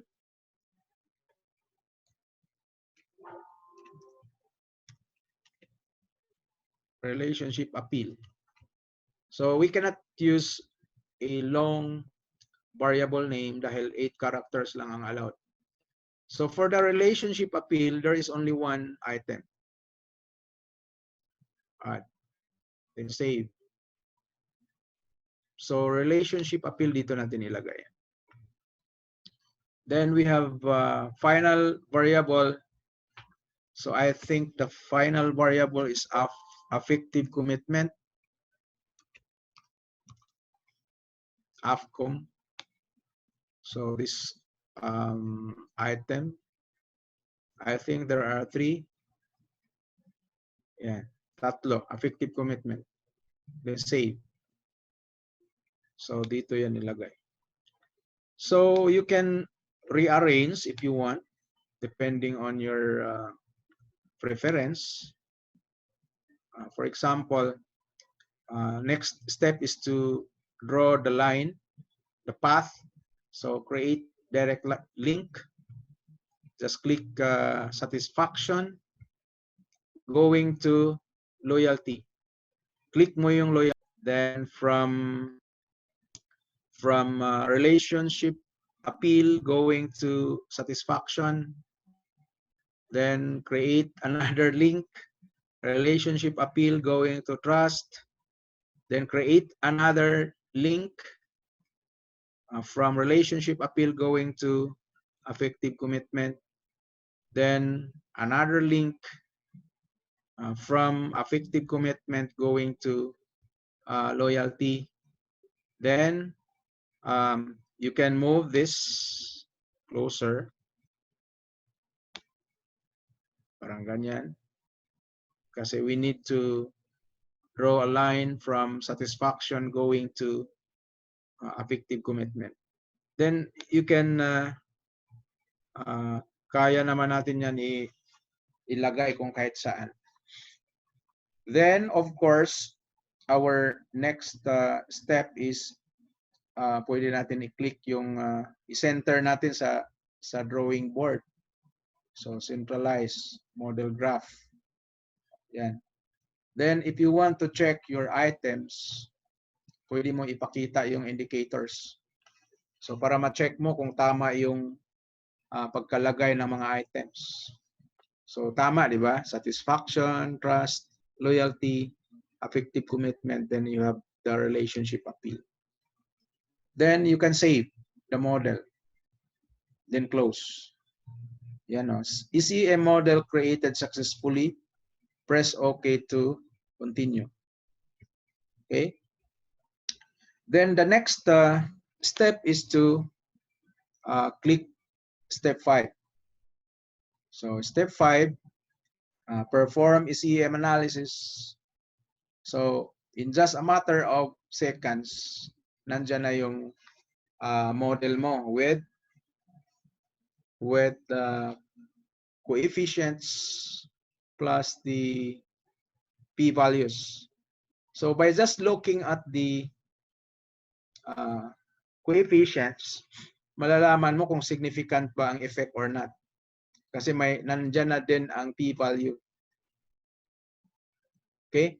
So napansin nyo, mayroong path coefficients which is 0.22, p-value is less than 0.01. So ibig sabihin, satisfaction significantly affects loyalty. Okay? Then I think all of the path coefficients are significant. So for example, satisfaction significantly affects trust. Mayroong B coefficient na 0.64. Respondents who have high level of satisfaction tend to have higher level of trust about the university. About the university kasi yan.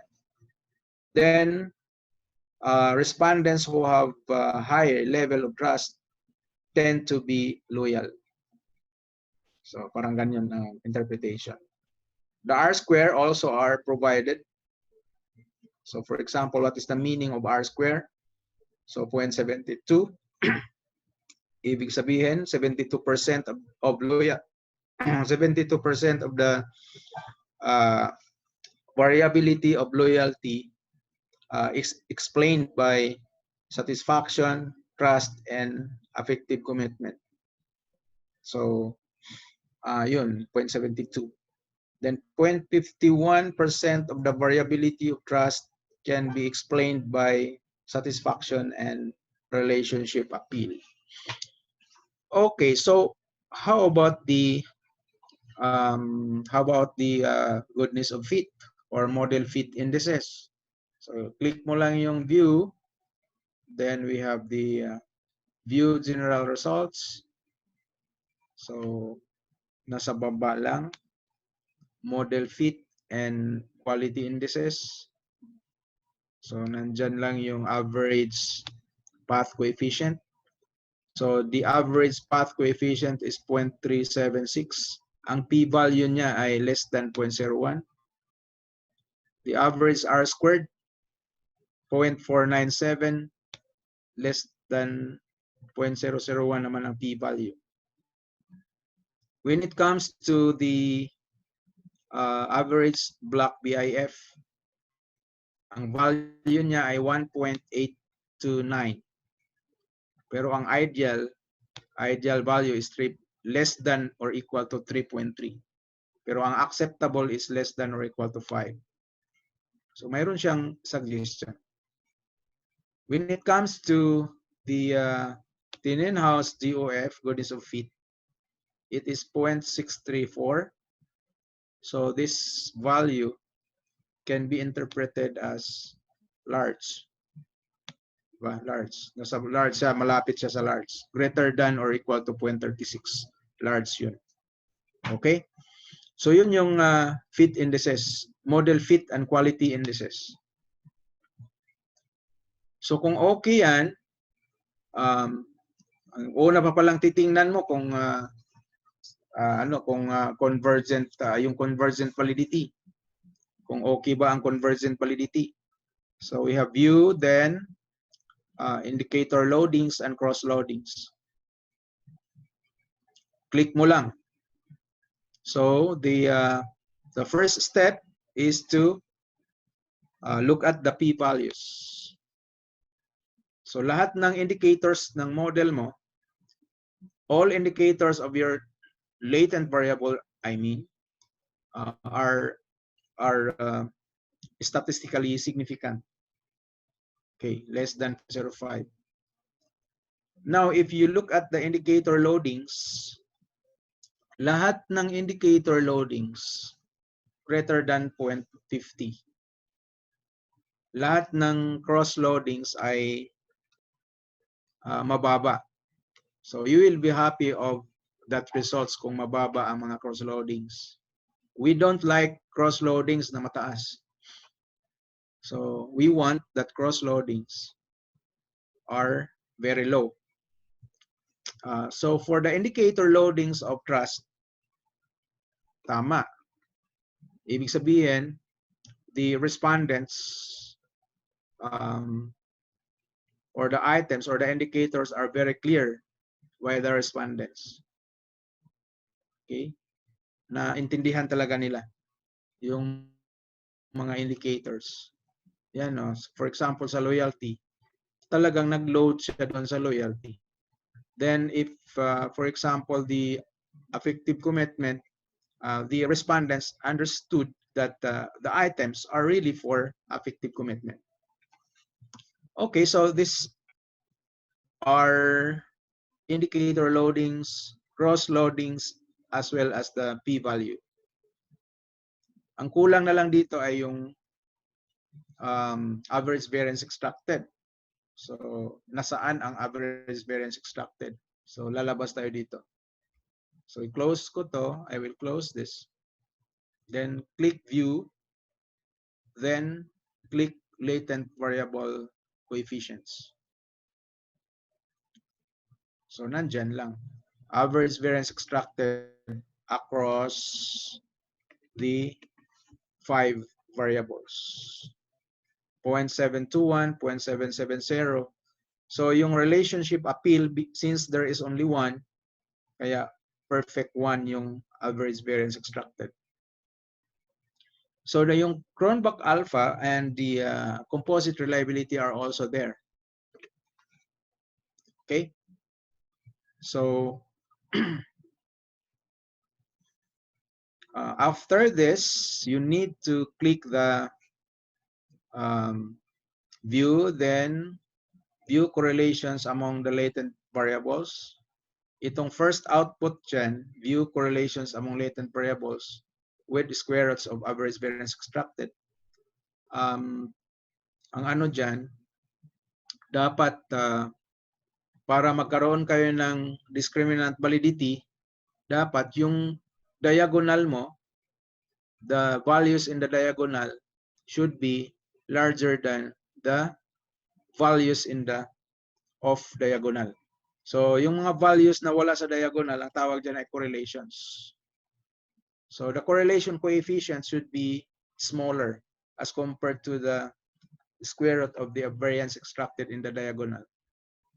So, if that is the case, then your variables have discriminant validity. So, close tayo dito, then we will proceed to check natin yung yung sample size kung tama ba. Okay, so pupunta tayo dito sa dito na screen. Yan, ganyan. So, click mo yung explore. Then by the way, ano ang smallest, hindi pa natin nakita pala. Yung smallest significant path. So the smallest significant path is 0.15 ba yan? So I'll check view, then view path coefficients and p-value. So ito yung ating titingnan. So satisfaction is 0.427, trust, relationship appeal to trust is 0.154. Yan yung pinakamaliit sa lahat. So 0.154 is the smallest. Ito yung mga path coefficients. Sa baba yung p-values. Lahat significant. Lahat ng path coefficients are significant, but the smallest is 0.154. Yung 0.154, yan yung entry natin doon sa ating power analysis. So, explore. Then, may nakalagay dito na explore statistical power and minimum sample size requirements. Okay? Lalabas yan. Yan yung default na software. So, ito yung sinabi ko sa inyo na 0.197. So, papalitan natin yan ng 0.154. Okay? Then, enter. So, kukompute niya yan. So, our minimum sample size is either 261 or 248. Whichever is the minimum. So, the minimum of the two is 248. So, 248 is your minimum required sample size for that study. So, since the actual sample size is 500, so 500 is more than enough for your research, for that particular research. Okay, so I think I am done with my discussion about partial least squares. I give now the floor to the moderator, si Ma'am Hazel yata, for the possible questions from the participants. Yes, sir. Okay. Thank you very much po again, Professor Johnny. Okay, ayan. Ano ng video si Sir tayo, mga kapatid? Yan, ano po tayo ng mga videos natin.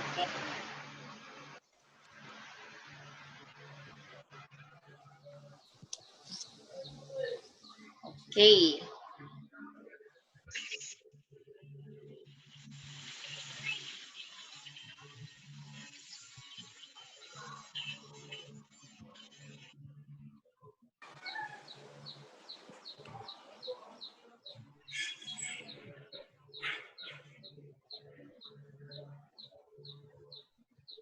Parang nag-iipon pa po, sir. Nag-iisip na Nag-iisip sila. Sir, good morning. Good afternoon. Good afternoon po. Ma'am Hazel, may tanong po ako kay sir. Okay, Sir Oni, game pa. Sir, wala ho bang pamamaraan na ma-determine yung sample size prior to the computation? Kasi kung nagbibigay po siya ng minimum na 248 and yet we have 500, pwede bang sabihin may nag-waste tayo ng resources, questionnaire, time, and so on? Tama po. Tama po kayo. Sana po may prior. Opo, may prior. Mayroon naman tayong rule of thumb. So, hindi ko lang masyadong na-emphasize kanina. So, I need to go back to our slides para ma-review natin. So, our slides, I think it is on page this page. So ito yung gagamitin natin as our rule of thumb.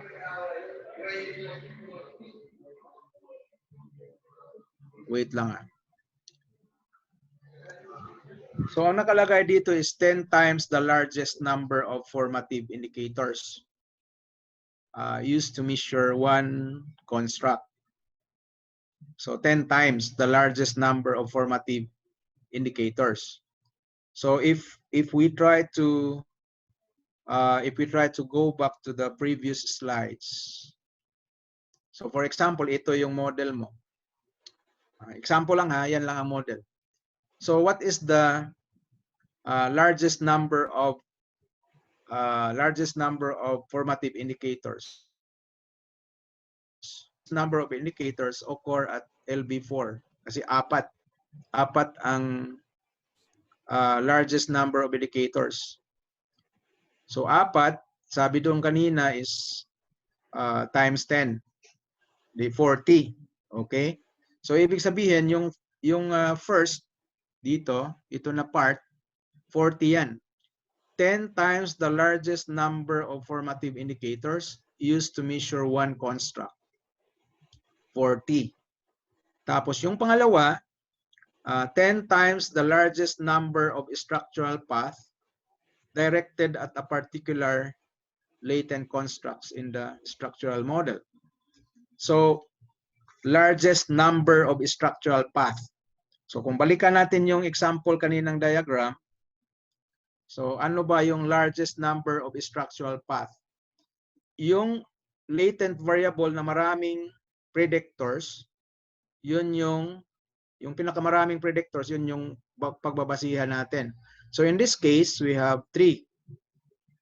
Yung LB2, ang tatlong predictors. Ang tawag kasi natin dyan ay structural path. Yung LB1 kasi dalawa lang. Pero yung LB2, tatlo. So 3. So 3 times 10. So 30. Versus kanina na 40. So ibig sabihin, your minimum, sabi dito, Pls Sem minimum sample size equals the larger of the following. So yung number 1 is 40. Yung number 2 is 30. So 40 is our minimum sample size. That is rule of thumb according to these authors. Si Hare, Ringel, Sarsted, 2011. Okay. So another approach, since na-determine na natin na mayroon tayong 4 versus 3, so pwede tayo mag-conduct ng statistical power analysis. Kung ayaw natin ng rule of thumb. So yung rule of thumb kasi based on previous studies yon. So kung gusto nyo ng actual, we can utilize our resources. For example, we will use the G-Power. So G-Power software is free. So you can download it. Pwede mong i-diretso yan sa Google. Okay. So for the SEM, Pls SEM, pwede kang gumamit ng G-Power. Punta po kayo sa F-test. Then you can also pag F-test na lalabas na yung statistical test, choose the linear multiple regression, fixed model, R-squared deviation from 0. Then, of course, you need to input your effect size. Di ba ang maximum natin kaninang indicators ay 4. So ang number of predictors dito ang ilagay mo is 4. Then we have the power. The power, for example, is 80. 80% is the minimum statistical power. The number of predictors is 4. Kasi yun yung pinaka-complex doon sa doon sa model mo, 4 yung largest indicators. Largest number of formative indicators ay 4. Yung isa kasi, yung structural path, 3 lang. Kaya 4 ang gagamitin natin. Then you have the option. Ano kaya ang pinakamaliit na effect size? Is it small? Is it medium? Is it large? So kung halimbawa, hindi ka sure, may mga suggestion na you use small kung hindi ka sure. So 0.02 is small. Then after that, i-hide ko lang. After that, i-click mo lang yung calculate. After mo ma-input lahat dyan, effect size na 0.02, 0.05, 0.80, then 4 na predictors, then calculate. So meaning to say your sample size is 600. Okay? So kung halimbawa hindi friendly sa iyo yung 600 kasi malaki ang kailangan mong resources, you can adjust the effect size. For example, 0.15, if you change this to 0.15 dahil medium lang, okay?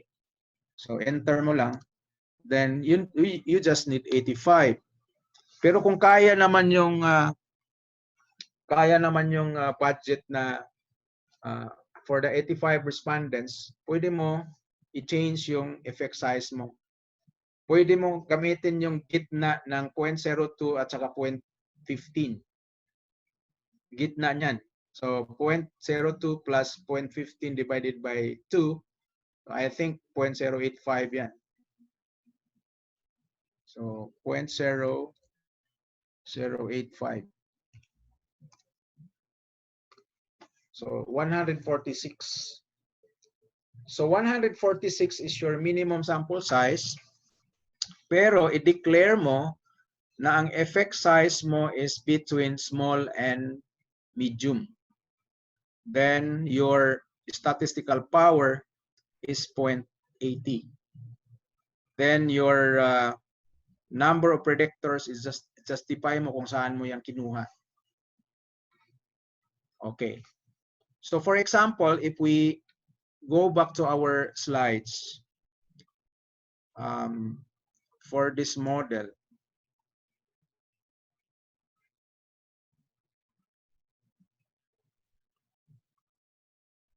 for the model, yung ginamit natin dito, lahat ng ating model dyan, lahat ng indicators rather, all the indicators are reflective. Kaya ang basis natin ay yung structural path. So, ano ang latent variable na maraming structural path? So, kung satisfaction, isa lang naman ang nakatutok na arrow sa kanya. Kung loyalty, dalawa. Kung affective commitment, dalawa din. Trust, tatlo. So, tatlo ang pinaka-complex dyan. So, yung 3 ang gagamitin natin. So, yung 3. So, meaning to say, you can utilize the 3 as your number of predictors. So, you can substitute that to dito. Gagawin mong 3. Okay? So, ngayon, magdepende na yan kung ano ang effect size mo. So, ano ang assumption ng effect size mo? Kung small ang effect size mo, then your number of predictors is 3. Then, of course, kung very small ang effect size mo, kailangan mo ng 550. Pero kung 0.085, 133 lang. Okay. So, dapat ano ka, tawag dito, yung kasi paano kung small nga talaga ang effect size. So, kulang yung sample size mo. Kasi yung kaya ng 133, ang kaya na effect size na i-detect niya ay yung effect size na 0.085. So, kung maliit sa 0.085, so hindi kaya ng sample size na 133. So, dapat careful din. So, for example, 0.15 ang effect size. So, you just need 77 as your minimum sample size. Kasi nga yung Pls Sem ay para yan sa small sample size. Ganon po ang suggestion dito sa statistics. You can conduct what we call statistical power analysis. So, yun po.